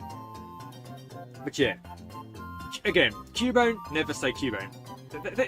They are never born as Cubone unless they are like actual like Charmander. Unless the Cubone that aren't born as Cubone are Kangaskhan, but like the ones that aren't born as Cubone, those are like the Charmander relatives. Cubone are. Other than that, yeah, not much to say about Kangaskhan other than they are very, very friendly. They are very protective of their child, as they should be. Very motherly, of course. Those are the things everyone knows about Kangaskhan. So yeah, good girls. Good girls. Nothing depressing here yet. Horsey. Okay, if you need to surf on a Pokemon, I mean, first of all, don't use a Horsey, use a Kingdra. But Horsey are like carriers. Horsey, very often, tries to ferry other Pokemon on the sea. A lot of people might think that about Lapras, but Horsey, if you're a smaller Pokemon and you just need a little ferry across the water, Horsey can do that for you. Horsey are very, very like cooperative, and you see the little snout that can throw at the ink, little wings. The snout, that is for self-defense because of course Horsey won't, because of course staying nice all the time doesn't suffice when there's predators around. So of course it's for that. It can poison you, obviously, if you're a predator. But there's none of that on its back, you get me? Horsey, very cooperative. But however,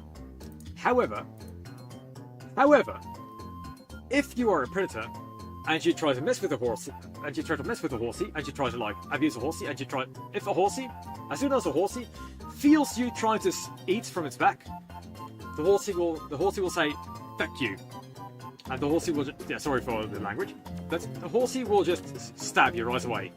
Horsey are not defenseless on the back, and Seadra is the ultimate example of why. You can clearly see the spikes.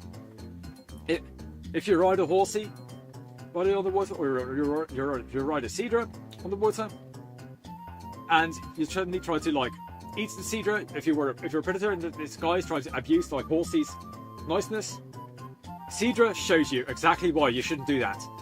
It'll stab you. You might get poisoned. And yeah, you'll have a bad time. You'll have a very bad time. There might not be poison types. But they have the poison point ability for a reason. Trust me on that. Seriously, don't mess with Horsey and Seadra. Not as potent as a lot of poison type Pokemon, but still.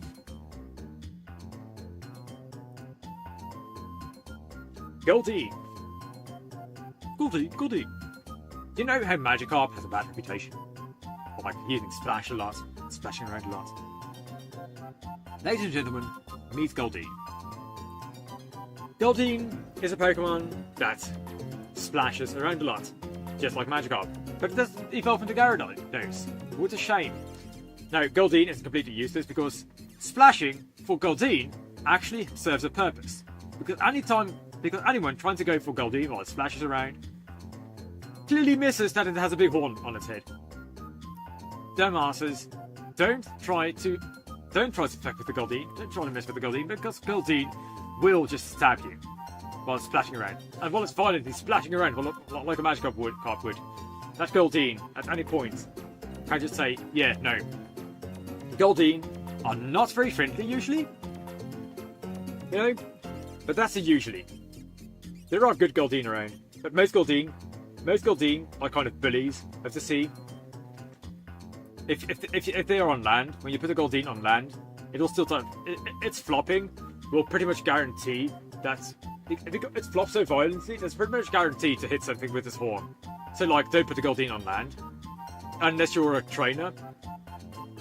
But if you're like trying to abuse a Goldeen or something, yeah, don't put it on land because that horn will get to you. You'll have a bad time. So again, Goldeen, it might splash like Magikarp a lot, but it's dangerous. Don't mess with it. Now, Seeking is what happens when Goldeen loses its attitude.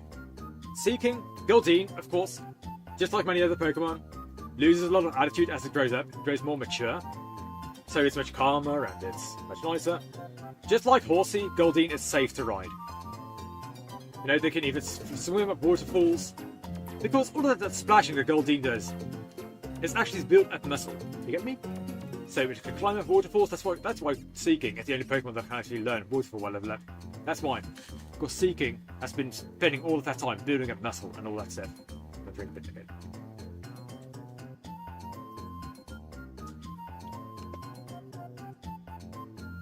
Now, Seeking might have a bit of a reputation for it, like not being very noteworthy. But no. Seeking are just like Goldeen, are just like Mankey and Primeape. Seeking are very like focused on their like training, on like building up muscle. Except unlike Goldeen, who get pissed off when you bother them, Seeking will probably just still help you. They'll be like, yeah, okay, I'm not too bothered by that. They They won't get mad at you. They'll keep on training anyway, you know? They're pretty chill. Pretty chill.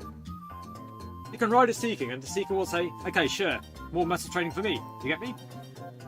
Seeking are buff bros. Don't mess with a Seeking. They go to the gym all the time. They hit the gym. Star you. Star you, star me, star we, star us. Yeah. Why is star you called star you? Why is star me called star me? It's because Staryu is a Pokemon that, like, all the time, Staryu communicates with others. Staryu, again, is a hive mind, just like Execute, just like all of those other Pokemon. Just like Beedrill, just like Execute.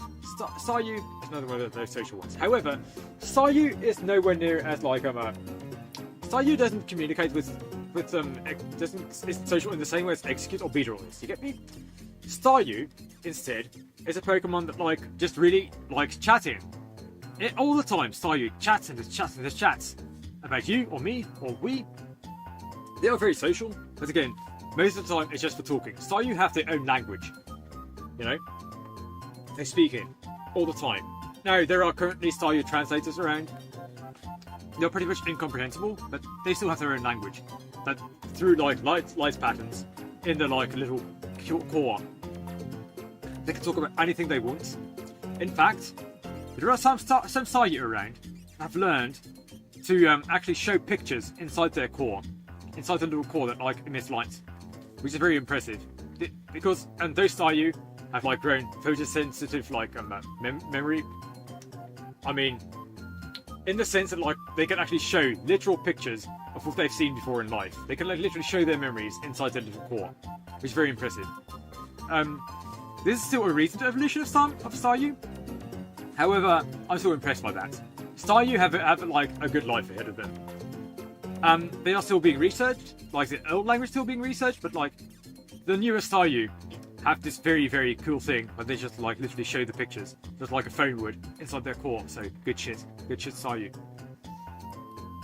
Star me. Why is Staryu like chatting so much? Because the Staryu, like, has chatted enough with another Staryu, will decide we're going to mix. Starmie is literally made up of two Staryu. As you can clearly see, it's one at the front, one at the back. And Starmie is the ultimate chatter. Like, if a Starmie from the front, you can't bother Starmie. From the back, you can't bother Starmie. Because from the front, Starmie has a core. On the back, Starmie. Okay, some people might say that Starmie has no core on the back, but, like, not canon. I don't care about this price. But yeah, that's literally two Staryu. I don't have much more to say. This is why Staryu are social, because they want to become Starmie, just like Execute. They like talking a lot. These are the ultimate chatters. If you need to hear gossip, if you need to hear anything, just if you need to hear anything about what's been going on in the sea, Starmie will help you. Starmie will know. Starmie hear everything in the sea. They are the gossips of the sea. So yeah, Starmie and Starmie are like the Staryu that actually can literally send you pictures directly to your mind. They don't have to, like, show those things with their cores anymore, because they're psychic. They can literally just show you a picture to your mind. So good at communicating. They are telepathic like that. Good Pokemon. I'm drinking it.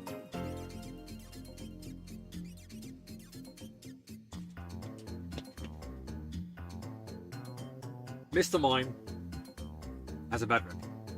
Some people might think he looks creepy, just like how people might think clowns look creepy. Mr. Mime. Poor Mr. Mime. Be that as it may, people who actually know Pokemon know that Mr. Mime is just an entertainer. You know, Mr. Mime goes on busking shows, doing magic tricks, just like Psyduck and Golduck. It's usually just miming and clown tricks. They are comedians. They are natural born comedians. Seriously. Funniest guy. They are, again, some of the funniest Pokemon around. If you need to hear a joke, if you tell a Mr. Mime a joke, he'll already know it. You know Sans from Undertale? That's Mr. Mime. As far as, like, all of the bone jokes, that's Mr. Mime. And you might think, oh, mimes don't talk. Yeah, Mr. Mime doesn't care. Mr. Mime, he'll tell your jokes. He'll listen to your jokes. he's so original. I'm telling you. You know about like Charlie Chaplin? He was inspired by Mr. Mime. There was actually a Mr. Mime around Charlie Chaplin who trained Charlie Chaplin. There are comedians to this day who are still being trained by Mr. Mime. They are absolutely hilarious. I'm telling you. Stop hating on Mr. Mime for being creepy. Mr. Mime are cool. I like Mr. Mime.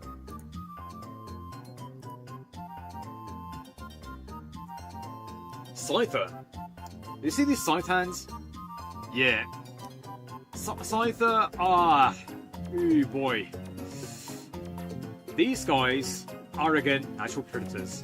They will slice things in half. They will cut things up. Very aggressive. Don't give one of them a hug ever. They'll slice you. Bad idea. Be that as it may, they might be natural predators. They might be dangerous. But even then, Scyther have this thing where they're actually very sensitive to like any criticism. They do anything really. They if you talk shit in the back, Scyther will hear you and they might cry. Their feelings are very, very sensitive. But they still try to look cool. They try to look as cool as they can, so that you won't hurt their feelings. And so a lot of people don't talk shit about Scyther because like they know that Scyther, first of all, they are very sensitive. And anyone who tries to bully Scyther, well, yeah, look at those size on his hands. They're pretty much screwed. So it's easy to make a Scyther cry, but even then, nobody actually bothers making a Scyther cry because Scyther are so incredibly dangerous. Otherwise, nobody bothers making a Scyther cry because of that.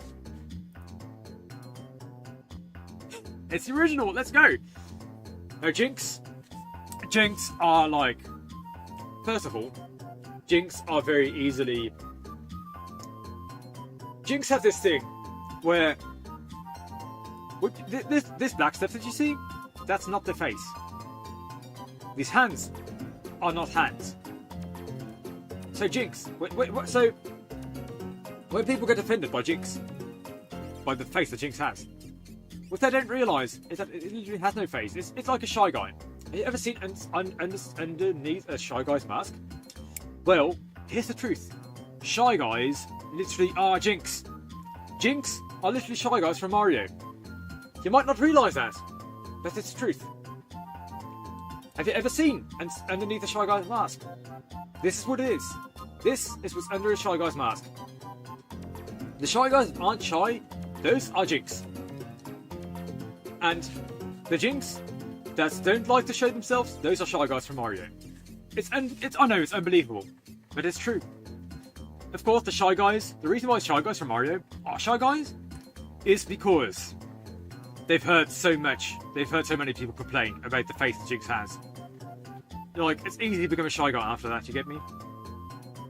But the Shy Guys that aren't shy, that still like to show themselves off, sometimes they put a bit of a little purple on them, just to say, okay, stop insulting me, you guys. You've been offended at me enough. You get me? But no, Jinx don't really like that people get offended at how they look, because this just is how they look. They can't help it. You know, that's just the species. So yeah, there are Jinx out there that are Shy Guys. There are Shy Guys out there that have become Jinx. You know, and of course they go to different places when they are Shy Guys. You never see Shy Guys in Pokemon because they are Shy Guys. They prefer to hang out with other people after they become Shy Guys. But when they become Jinx, they figure they might as well go back to their original lives. Electabuzz. You see that thing flex. You see him flex, and you might think, is this going to be another arsehole like Machop or Machoke? No. Electabuzz is a guy who flexes because he's confident. He's not an arsehole like Machoke or Machop. He's not a criminal like those. This guy flexes because he is proud. He has an ego, but he doesn't actually he might have an ego, but he doesn't actually force everything onto you. You get me? He doesn't like think he's an alpha male. This guy is the alpha. This guy, it might as well be a Sigma. Electabuzz. He flexes all the time. There's a reason why you see him flex like that. He's not a fighting type, because he doesn't have to be. The fangs. This guy is a natural predator, as you can see by the fangs. But other than that, if you're not prey, Electabuzz is perfectly nice to hang around with. If you need to go to the gym, and you need a gym instructor, you can either go with a fighting type. You can, if you meet the rare friendly primate, you can use that as a gym instructor. They are very good. But other than that, Electabuzz are reliable gym instructors. Like if you need to go to the gym and you need to get shit done, get an Electabuzz. They are such good personal trainers. I'm telling you, they are excellent. They are excellent teachers. Okay, do I even need to explain this pose to you? This is obvious what Magmar is trying to do here. Magmar wants a hug. Seriously, do I even need to explain that? Magmar are literally hug monsters. That's what they are. They might eat a lot like Charmander and Charizard, but unlike Charmander and Charizard, Magmar, they have the kissy lips, they have the kissy lips, they have the hug arms. Magmar are literally hug monsters. They are so friendly, they are so nice. A lot of them, of course, are fairly hot because they have fire around them. But no, seriously, have you ever hugged a Magmar? No, it's never so uncomfortably hot. You know, because the fire is never where you would actually reach it, right? Unless you actually actively try to touch the fire on its tail, you don't have to worry about that. Magmar is actually just comfortable to hug. Seriously, it has the kissy lips too. If you need to practice kissing, get a Magmar. They are good at that. They are good at that. Seriously. Hug monsters. Hug monsters. So friendly. Sometimes overly friendly, honestly. They do overdo it. But other than that, Magmar, good guys.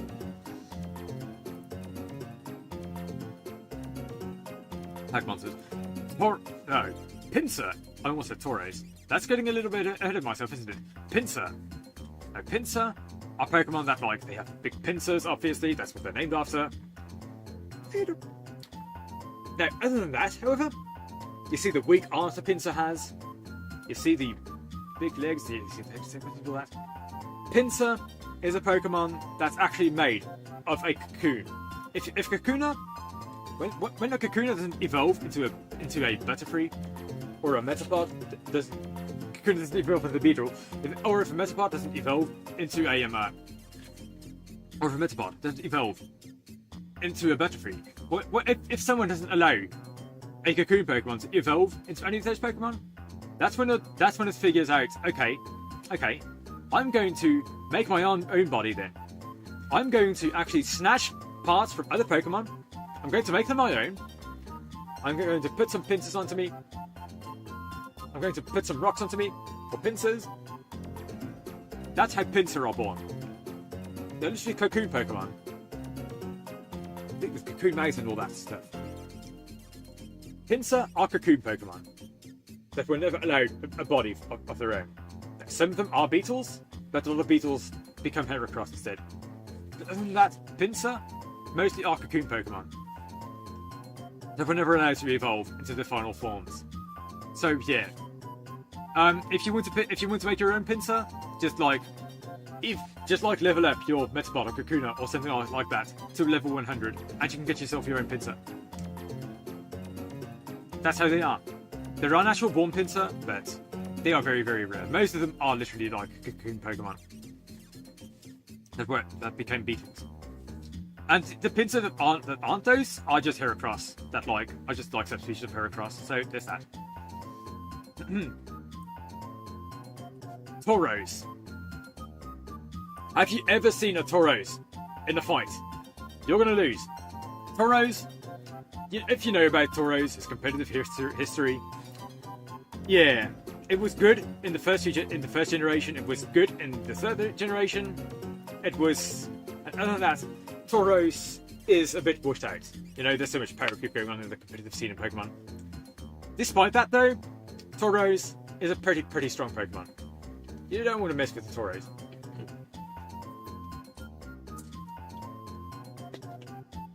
Tauros was the leader for a reason in competitive history. You know, if you want to win a race, get a Tauros. If you need to like win anything, get a Tauros. Of course, today Tauros are not as good as a lot of other Pokemon. But even then, you cannot deny that Tauros are trailblazers. Tauros are like prodigies. They are born immediately good at so many things. And as they get older, a lot of them are very complacent. So they don't bother getting much better, you get me, at those things. Because they think, oh, I'm already so good. And because they're not very open-minded, they're not very smart, they don't really bother improving their skills. However, what Tauros do have is a lot of talent. A lot of them don't make the most of their talent, but the Tauros that do, and the Tauros that keep an open mind, again, some of the most skilled Pokemon ever. You just have to open their minds. You just have to make them not complacent. You just have to, like, convince them that they can still improve. Because so many Tauros think they're just fucking perfect, you get me? But no, Tauros that don't think those things are still some of the strongest Pokemon around. They are complacent, but again, the ones that aren't are very, very capable. Tauros, good Pokemon. If you can convince the Tauros to actually get better at its things, to grow past its talents, good Pokemon. And Magikarp.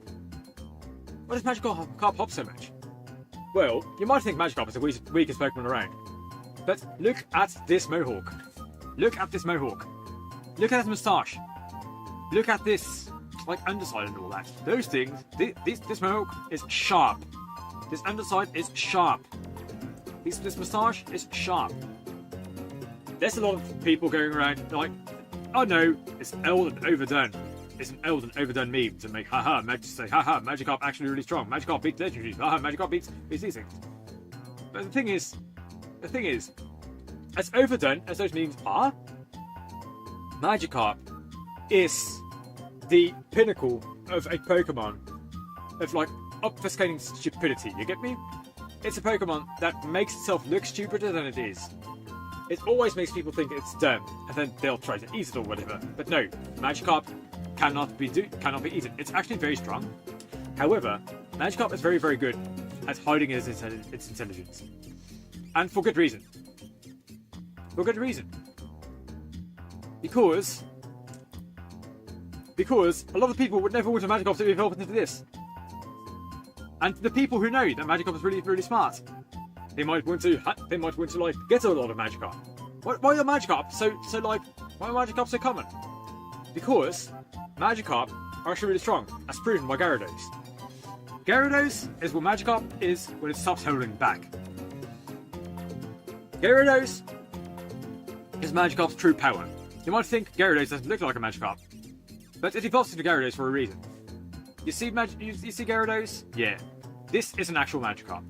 At its full power. Once Magikarp decides that it's time to stop messing around, you might think that leveling up a Magikarp, it stays weak. It stays weaker as Magikarp. But no. Magikarp just like feign stupidity.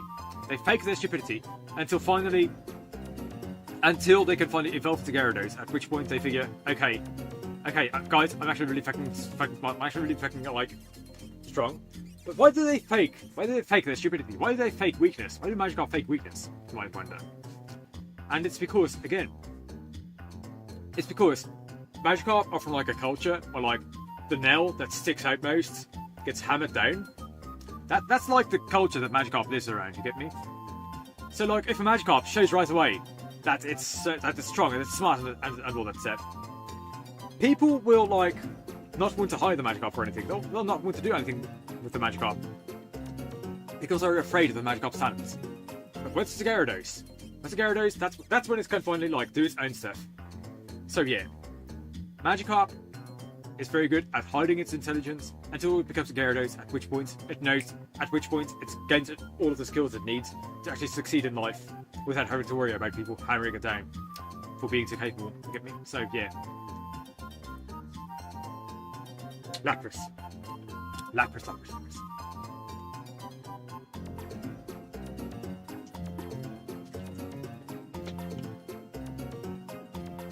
Lapras are actually close C relatives of Mario enemies.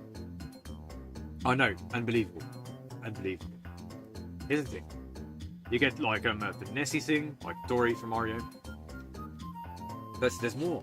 Of course, you see, where did Bowser get his like spiked shell? Right here. It's right here. This right here is the Bowser shell. Bowser got a spiked shell by actually stealing it from a Lapras. So Lapras themselves, they're very docile. We all know that Lapras are pretty nice Pokemon, that they like let people ride on their backs and all that stuff. But the Lapras that are evil, that are bad, they exist. They use their shells to actually smash into things. They like hide into their shells, just like Koopas. They'll like swing around and all that stuff. So, if you ever meet an evil Lapras, worry. You should worry. Because these things are like Koopas. These things can glide around like Koopas. Like, if you like throw around a Koopa shell in Mario Kart, there's a very small chance that it'll actually be a Lapras shell, and it'll be much bigger than a Koopa shell, and it'll like knock all of the people over. You might not see them often, but trust me, they're there.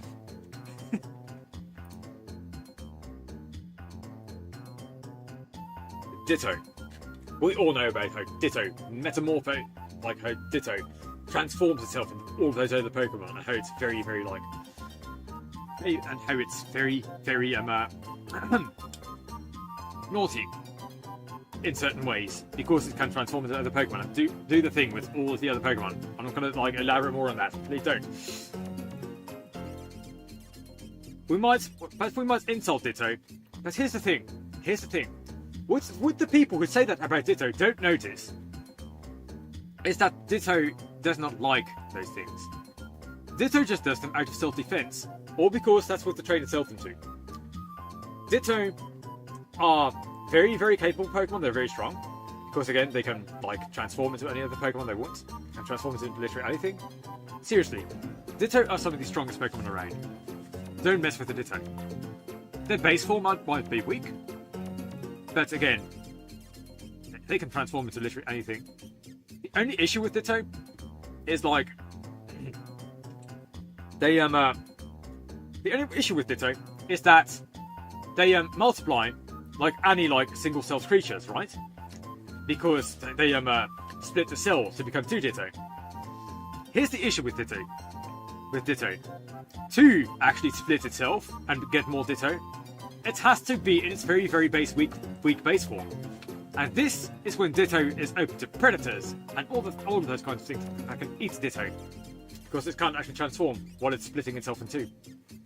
So Ditto, very, very dangerous Pokemon, very, very strong Pokemon, easily one of the strongest Pokemon ever, period, when it's transformed.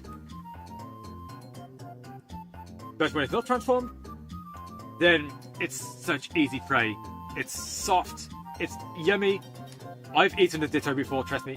I'm a Pokemon. It's soft, it's yummy, it tastes like pudding. But, yeah. Ditto transforms itself out of self-defense. And like any people who think that Ditto is naughty, pay no attention to the fact that Ditto, that's like the daycare person himself, explicitly said that Ditto does not enjoy it. So, pay more attention, people. Pay more attention. Holy shit. Don't give Ditto that bad rep. It doesn't deserve it.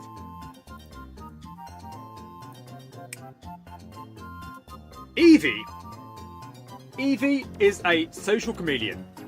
Literally.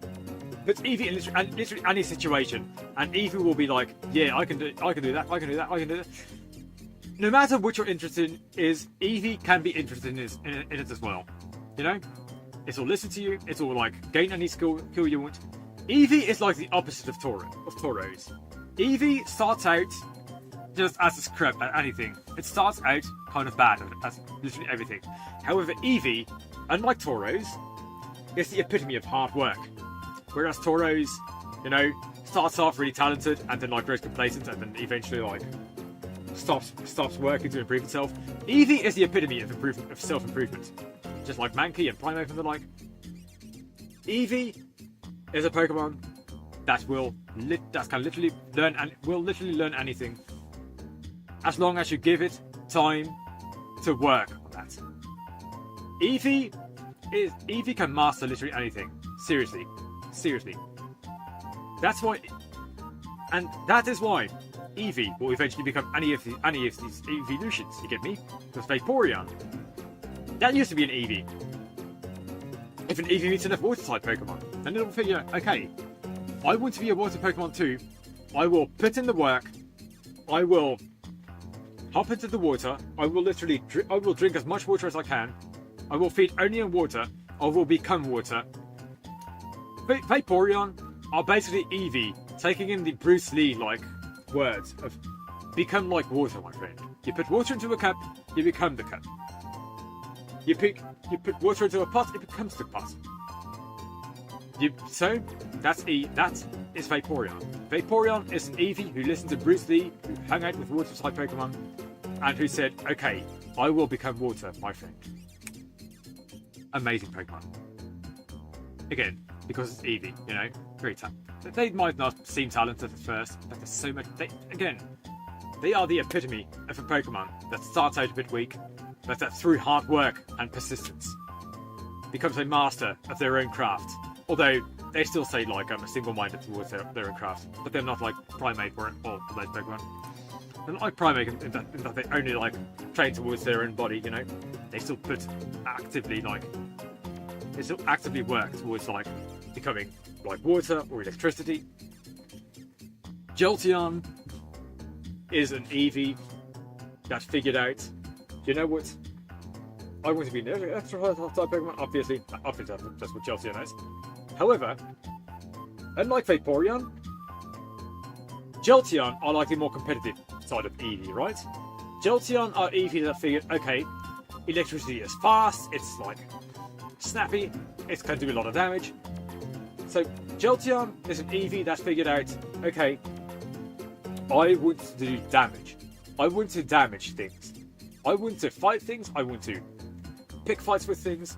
Jolteon are usually like the Eevee that are less nice. Be that as it may, some Jolteon obviously still work with like the police force, or like they become politicians or something like that. Seriously, it might not sound like it's like a Jolteon would make a good politician. But am I going to like bring up politics into this? Well, you see, you see. Okay, maybe I shouldn't do it. Actually, you know what? Okay, you know what? If you've read like the Russian like Pokemon if you read like the dad's Pokédex, that brought up politics everywhere where it wasn't needed. So you know what? On this occasion, yes. Okay. So what Jolteon do with the electricity that they have is one of the things they do when Jolteon become politicians is that they like use all of that electricity to power up all of their like adverts for themselves. They put all of that electricity into make like lighting screens with adverts saying vote Jolteon, vote Jolteon. Sometimes they are good hackers too, you know, to like edit like changing polls to like in their favor. Some of them are dictators, but again, Jolteon, some of them are nice, some of them are arseholes. They're Eevee, so essentially you can't really know why they decided to become a Jolteon. You get me? But even then, Jolteon are the Eevee that like are most competitive in a sense. So yes. Now Flareon are the nice Eevee. Whereas Vaporeon are the philosophical Eevee, and like Jolteon are like the competitive Eevee. Flareon is just an Eevee that wanted to become a friend. That's literally all Flareon is. Flareon is an Eevee that's decided that I want to become warm and fuzzy and become your friend. I'm going to take a hint out of Magmar's book, and I'm going to become a Huggy Wuggy. You get me? Yeah. Flareon are often Eevee that like hang out with Magmar and other hug monsters. Flareon are so nice. Seriously. Be that as it may, there are still arsehole Flareon because again this is Eevee and you never know exactly why they became Flareon. So Another reason why an Eevee might become a Flareon is just to be an arse, because it might want to burn things. Because fire, you know. Be that as it may, most Flareon are really nice. So, good shit Flareon. Good stuff Flareon. Yes. Porygon. Porygon is the first ever Pokemon made by AI. Porygon is actually an operating system running inside of a robot. And it's that operating system that we recognize as Pokemon. It has psychic moves because it takes hints from like Starmie. You know, there's electric moves because like a lot of the technology is just electric. But other than that, Porygon are actually just robots. Most Porygon run on Windows 95, so you should probably like upgrade them. Seriously, they are literally an AI trapped in Windows 95, which is not very strong. Upgrade to Porygon 2 immediately, because those things run on Windows XP. Those are much stronger. Or if you want to be even better, like upgrade your Porygon to Linux. Because that won't spy on you, you get me? Other than that, Porygon are still... They are outdated. That's the only issue with Porygon. They are outdated. Again, there's a reason why Porygon 2 is the thing.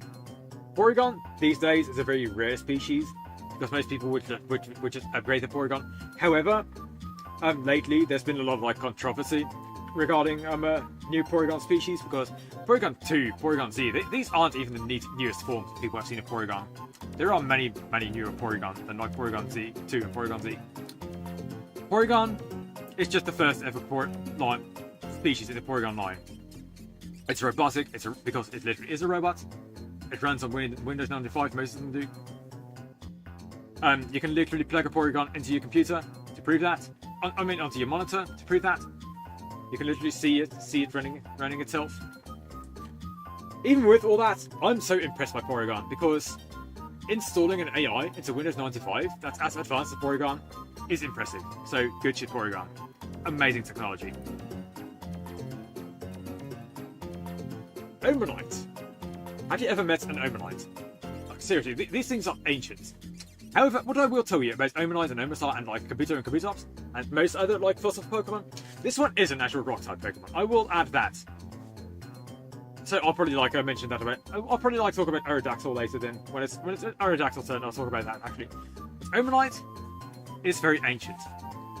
We all know that about Omanite, so there's not much known about Omanite. Obviously, a lot of them are on the seafloor. Obviously, but there's so little we know about Omanite. Seriously, they're literally resurrected fossils. What do you expect? Other than that, though, Omanite so many Omanite. No, okay, so instead of Omanite, I'll instead talk about Omanite fossils, because Omanite fossils are commonly like used in like schools, in like museums and all that stuff, to show off like, hey, here's how you like extract a fossil, because Omanite are very, very common fossils as a thing. Do you get me? Omanite are very commonly used in schools to teach you, hey, here's how you get this fossil, here's how you get the fossil. So yeah, Omanite, very common in schools. But other than that, I can't tell you much about them, because most Omanite that we see these days are Omastar. Because Omanite we're very weak by today's standards. They have to grow stronger. They have to evolve. So most of the Omanite you would see in these days are already Omastars. And Omanite do like evolve in the Pokemon way into Omastars, but most Omanite of today are born as Omastar. It's just like the Omanite that eventually like became Omastar. Those are the ones that you mostly breed in the game. However, in this day and age, most Omastar are born as Omastar, because Omanite itself is too weak. It's it can't really do stuff in today's day and age, because there's so much animal competition in the Pokemon world. Omastar is the modern version of Omanite. They are literally born as Omastar, and Omastar do very, very well in the seafloor. Again, because we know so little about what lives in the ocean floor, I can't say much else about Omastar. But even then, these guys do well. Just don't put one on land, because, like, if you know about the blobfish, yeah, Omastar are also not not well suited to land at all. Don't put an Omastar on land, it'll die. You get me? Omastar is used to high pressures. Now what can actually handle like land is Kabuto. Kabuto was one of the first ever Pokemon to walk on land. It's impressive, really. Like, Kabuto is a Pokemon that I actually do know a bit about, because unlike Omanite, Kabuto actually can be seen on land every so often. Where otherwise you would see Krabby and the like. No. Kabuto still spent most of the time in water, they would prefer to. But Kabuto are a very, very rare sight to see on land. You'll occasionally see a Kabuto just like hanging out with Krabby. Sometimes Krabby mistake Kabuto for a cookie. That's still fine. Kabuto hang out with Krabby a lot. They like sweets just as much as Krabby. However, they will also feed on the Krabby sometimes. Krabby are wary around Kabuto. But the Kabuto that don't try to eat the Krabby, they eventually become friends with the Krabby. Like, it's one of those weird relationships. You know how some people sometimes if you've ever heard about the story of like a little hamster or a mouse that was put into this cage of snakes that actually ended up befriending the snakes. That's very common in like Kabuto-Krabby relationships. A lot of Kabuto will just hang out with the Krabby, but if the Krabby ends up dying, then the Kabuto will just end up... That's when the Kabuto will just like go and hunt down the Krabby. Kabuto can't eat sweets like Krabby does. They have to eat meat. They are carnivores. You know, they suck blood. They eat meat. So yeah, they can't really eat the sweets that Krabby eats. So they don't compete. They don't compete other than like as predator and prey. But even then, most of the time Kabuto and Krabby are friendly with each other. Although Kabuto is much rarer than Krabby. That's also why Krabby aren't very worried about Kabuto, because like again, they don't see many Kabuto around. Kabutops. This Pokemon is very, very, very bad news for Krabby. Because unlike Kabuto, Kabutops will just go on land. It will just like slice a Krabby up or try to pry a Krabby open. This is the Pokemon that will try to pry open Shelder and Krabby and all of these other Pokemon to eat them and all that stuff. Very dangerous Pokemon indeed. Be that as it may, of course Shelder... Kabutops is the only Pokemon that can like actually pry open a Shelder. It's the only Pokemon that can actually like say no to cloistered trolling. Kabutops does not mess around. You see a Kabutops, and yeah. Be that as it may, Kabutops, if you have a Kabutops, it's actually really good as a bottle opener in a weird way. You get me? If you have a bottle you need it to be opened, Kabutops will just like twist that thing around and bam, easy job. So Kabutops, in that sense, are excellent drinking buddies. It might not make sense since like they literally live in water most of the time. But no, if you like hang out with the Kabutops at a bar or something, at a pub, you'll find out that Kabutops are very friendly there. If you're prey, Kabutops are a menace. But if you're at a pub and you want to drink, first of all, they're water type, so they can literally get you the water. They can shape, they can like uncork bottles very well. Easy. If you just want a drinking buddy, get yourself a Kabutops. Kabutops are very popular with drunkards for that reason. They also like hold the liquor very well. Good Pokemon. Good at holding the liquors. Not naturally alcoholic, but they handle it very well.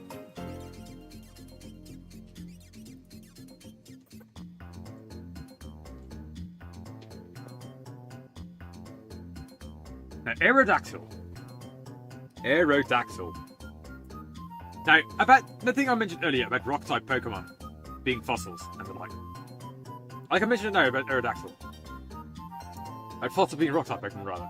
Now, the thing about Aerodactyl, why is Aerodactyl a rock-type Pokemon? Now, I'll tell you the truth. Aerodactyl was not originally a rock-type Pokemon. I know, it's weird. But the truth is that being resurrected from a fossil, from like a hardened fossil, being so hardened, has made Aerodactyl itself hardened. Aerodactyl is not supposed to be a rock type. Oh no, unbelievable. The grade around it, that's literally because Aerodactyl, as we know it, is a long extinct species.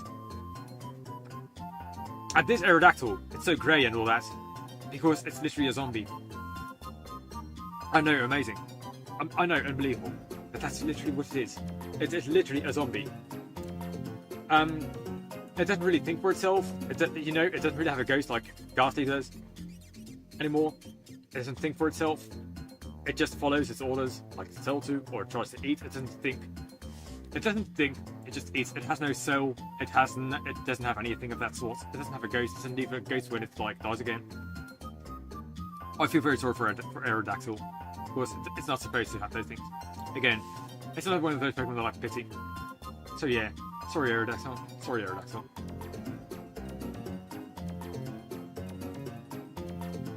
I already talked about Snorlax, but I will like reiterate this time again. Snorlax is this lethargic not because it eats so much, but because it is the primary prey of Venonats. Venonats keep on sucking its blood, and it's lethargic because it's anemic. Please do not diss Snorlax. It tries its best. I already brought up Snorlax earlier, so yeah, there we go. That was an easy one. Articuno. Now, Articuno is a world-famous Pokemon. We all know about Articuno. It's a celebrity. Seriously. It sings well, it does all of those things well. Articuno is one of those Pokemon, admittedly though, that's just kind of famous for being famous. But even then, when it does things, it just looks so pretty doing them. And you don't care. You don't really care if it's just famous for being famous. Because Articuno, it's still a very strong Pokemon. People still look up to it. They know that it's smart. It might be famous for being famous. It might be spoiled, but even then, do we care? We don't. Because it's still talented, and we still like his personality and all that stuff, right? So yeah. Other than that though,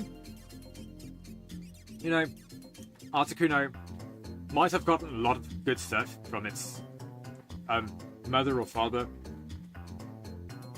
I think that was Ho-Oh, right? Where? No, it was Lugia.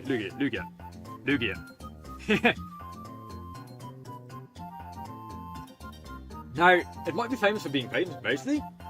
However, when Lugia gets out of control and causes these, like, 40-day storms, that's when Articuno kicks in, because Articuno can actually literally freeze the winds and stop them in their tracks. It can cause walls of ice to stop the freezing winds that Lugia causes by just flapping its wings. That's what Articuno actually does. Now, but most people don't know about this. So in these days, it's mostly famous for being famous. It's kind of like in the shadows. Most people don't know why it's famous, but it's actually a hero. So shout out to Articuno. It's good. Zapdos.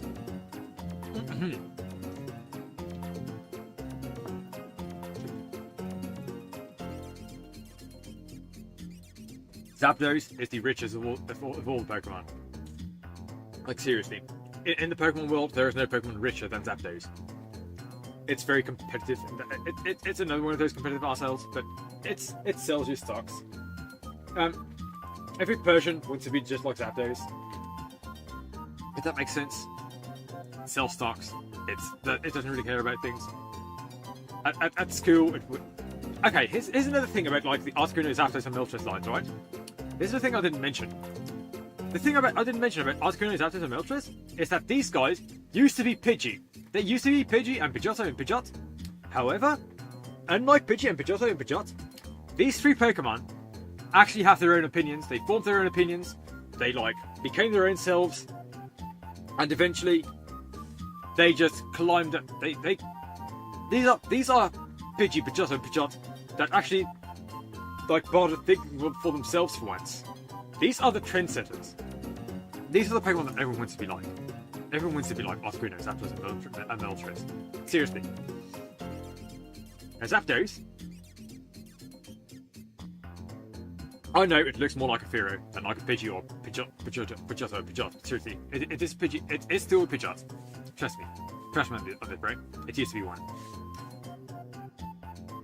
Now, Zapdos is a very, very, very good businessman.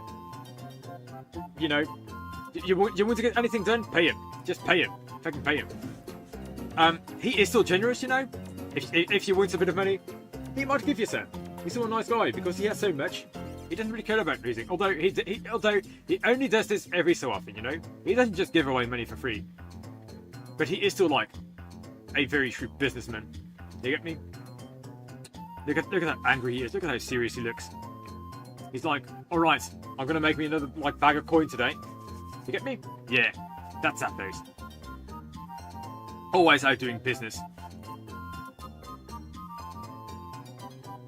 You know, if you're at a marketplace, you need to like buy some like used stuff and all that. If you need to buy a used car, or even if you need to buy a new car, Zapdos. If buys from Zapdos, it'll be good, guaranteed. Because Zapdos has a reputation to uphold. And if Zapdos sells you a crappy product, then obviously that reputation Zapdos has, it'll all go down. And it doesn't want that. It wouldn't want that.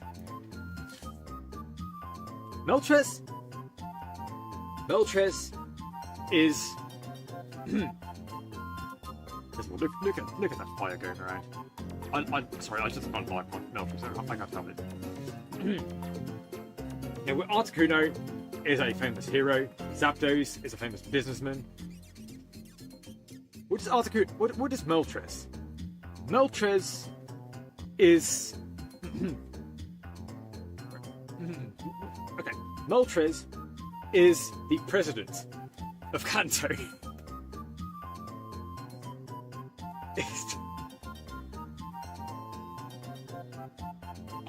Okay, Moltres is the president of Kanto. Like, seriously, anytime a nation is supposed to go down, you can count on Moltres to actually, like, you can count on Moltres to bring it back up. Whenever a nation, whenever any place has been, like, hurt by a dictator Jolteon, you can count on Moltres to, like, bring it back, to put it back on its feet. Moltres, actually very good politician, actually cares about the people. Famous for a good reason. All of the fire comes from people like celebrating Moltres. You know how like these the Olympic Games, people like passing on the fire. That's kind of Moltres, in a sense. Moltres is one of those Pokemon. You know, Moltres is the best politician you can get around. Whenever Moltres is trying to like become president of any country, vote Moltres. Do it. Just do it. As for the fire, those are the flames of victory, because Moltres is confident that you'll vote him. Not a guarantee though, because Moltres are very rare. Dratini! Dratini are fish.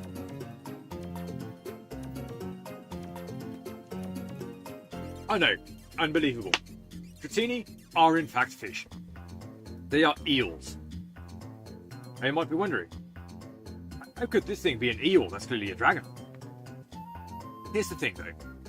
Dratini are close relatives of Electros and like the other two Pokemon that I forgot the names at the moment. You know the ones. It's like the Gen 5 eels. Those dragon type Pokemon.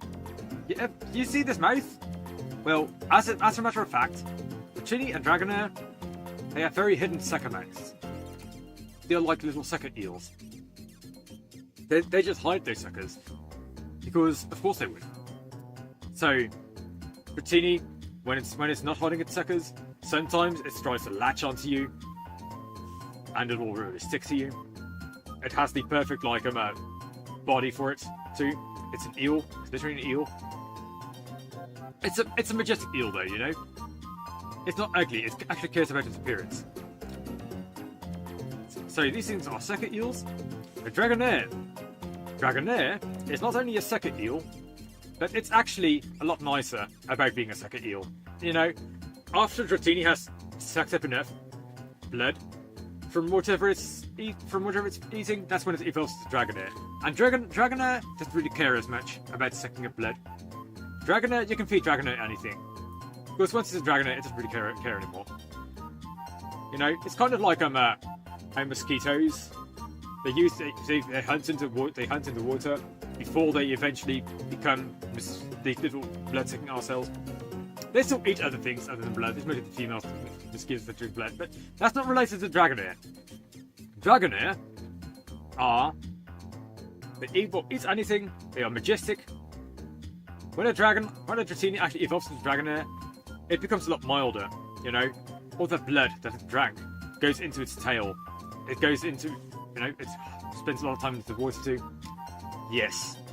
Dragonair, it can fly in the air. It can still be a dangerous predator. I would still be careful around a Dragonair. However, Dragonair cares about its appearance. It doesn't want you to, you know, it doesn't want to suck your blood because it doesn't want to be seen as a nuisance. But even then, you should worry. You should still worry if Dragonair comes after you. It's still a predator. It is still a predator. But yeah. Not much to say about Dragonair other than that, you know. Because Dragonair eventually becomes Dragonite. Dragonite it has the wings, it looks like a big dragon. How do you get all that? Well, simple. What? Dragonair becomes Dragonite by eating enough stuff that isn't blood. You know? After a Dratini sucks enough blood, it becomes Dragonair. That Dragonair then, like, eats a bunch of stuff that isn't blood. And all of that food goes into the big, bulky body that is Dragonite. You know? Just eats lots of it eventually becomes Dragonite. Now, of course, it doesn't really bother training to become Dragonite because, you know, it has a big, lengthy body. It has to swim and fly around a lot. All of that swimming and flying that Dragonair does, that builds up muscle on its own, so it doesn't have to worry about training and all that stuff. Dragonite? Oh boy, are you a strong one? Yes, you are. Look at how armoured this thing is. These tiny wings. Why are Dragonite's wings so tiny? It's easy. Because Dragonair can fly on its own as it is. It can just... Because Dragonair can just, like, wiggle around in the air and it will fly. And the tiny wings are only as a little aid. Because Dragonite, just like Dragonair, can wiggle around to fly. And the tiny wings are just aided in that because its body is so much bigger than Dragonair's. It does need the tiny wings, but it doesn't need big wings either. Because it can still just fly around perfectly fine like Dragonair can. Now the arms and legs, those look developed. But again, it doesn't start out with arms and legs. Just like Nidorino, you have to become a Nidoking, and how its Nidoking and Nidoqueen stumble around. Dragonite is very similar. The arms and legs, you see how it has little stubby arms and those little kangaroo legs? Yeah, Dragonite will stumble around a bit first when it tries to walk. However, even then, Dragonite will still walk enough that it won't matter too much. Most Dragonites that you see are old enough that you don't have to worry about those things because Dragonites are so much less common than Nidoking and Nidoqueen and the like. So it's very, very, very rare to see a young Dragonite stumbling around on its legs. And it also, because it can fly, it doesn't really have to worry about falling, even if it stumbles around on its legs and feet, because it can just fly and fix a mistake. Now, what are their personalities like? Well, Dragonite are actually really nice, because Dragonite has finally reached this form and doesn't have to worry about hunting anymore. Of course, it has its little, like, legs and little feet.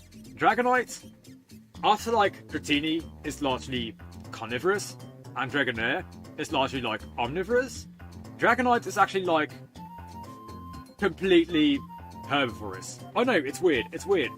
But that just goes with, like, Pokemon Evolution. Pokemon Evolution is weird like that, you get me? So Dragonite, because it's big, it's like an apex thing, it's on the top of the food chain without being a predator. You don't have to worry about Dragonite. Dragonites are very, very friendly for that reason.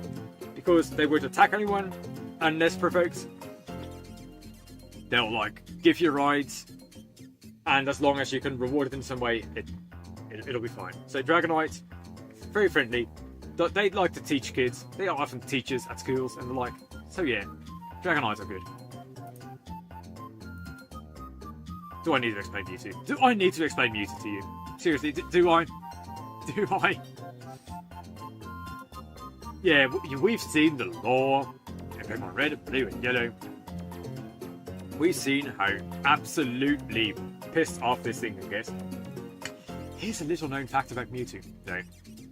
Because we already know so many things about Mewtwo, that, like, we've read in the lore how violent it is. Here's a little known fact about Mewtwo. There are actually more clones that look just like Mewtwo. There are actually more Mewtwo around. And you might be wondering, well, why? Because some people, of course, they want to build a Mewtwo that is much less violent than the Mewtwo that was first created. They might think, oh, that's a big mistake, but as it is, of course, since Mewtwo was first created, there have been so many more, like, other legendary Pokemon and the like, that it just becomes safer to build a new Mewtwo, because now there's other legendary Pokemon that can actually help the new Mewtwo creators if the Mewtwo does end up violent, you get me? So they put more care into giving it a nicer nature. However, there's one thing about the new Mewtwo clones that is a bit worrying, and that is that if a Mewtwo ends up too violent, not only are there legendary Pokemon around that can like mess up the Mewtwo, however, new Mewtwo are actually like built with a with like a bomb inside their body, so that if the Mewtwo does end up too destructive, boom, no more Mewtwo. Seriously, I'm not making this shit up. It can be deactivated, but like seriously, you want to take preventive measures, and this is very inhumane. But that's the costs of like making a Pokemon as strong as Mewtwo and wanting it to actually be good. It's very unfortunate that Mewtwo ends up like that, but oh well. Oh well. Last one then. Mew. What do we not know about Mew yet? A lot, it turns out.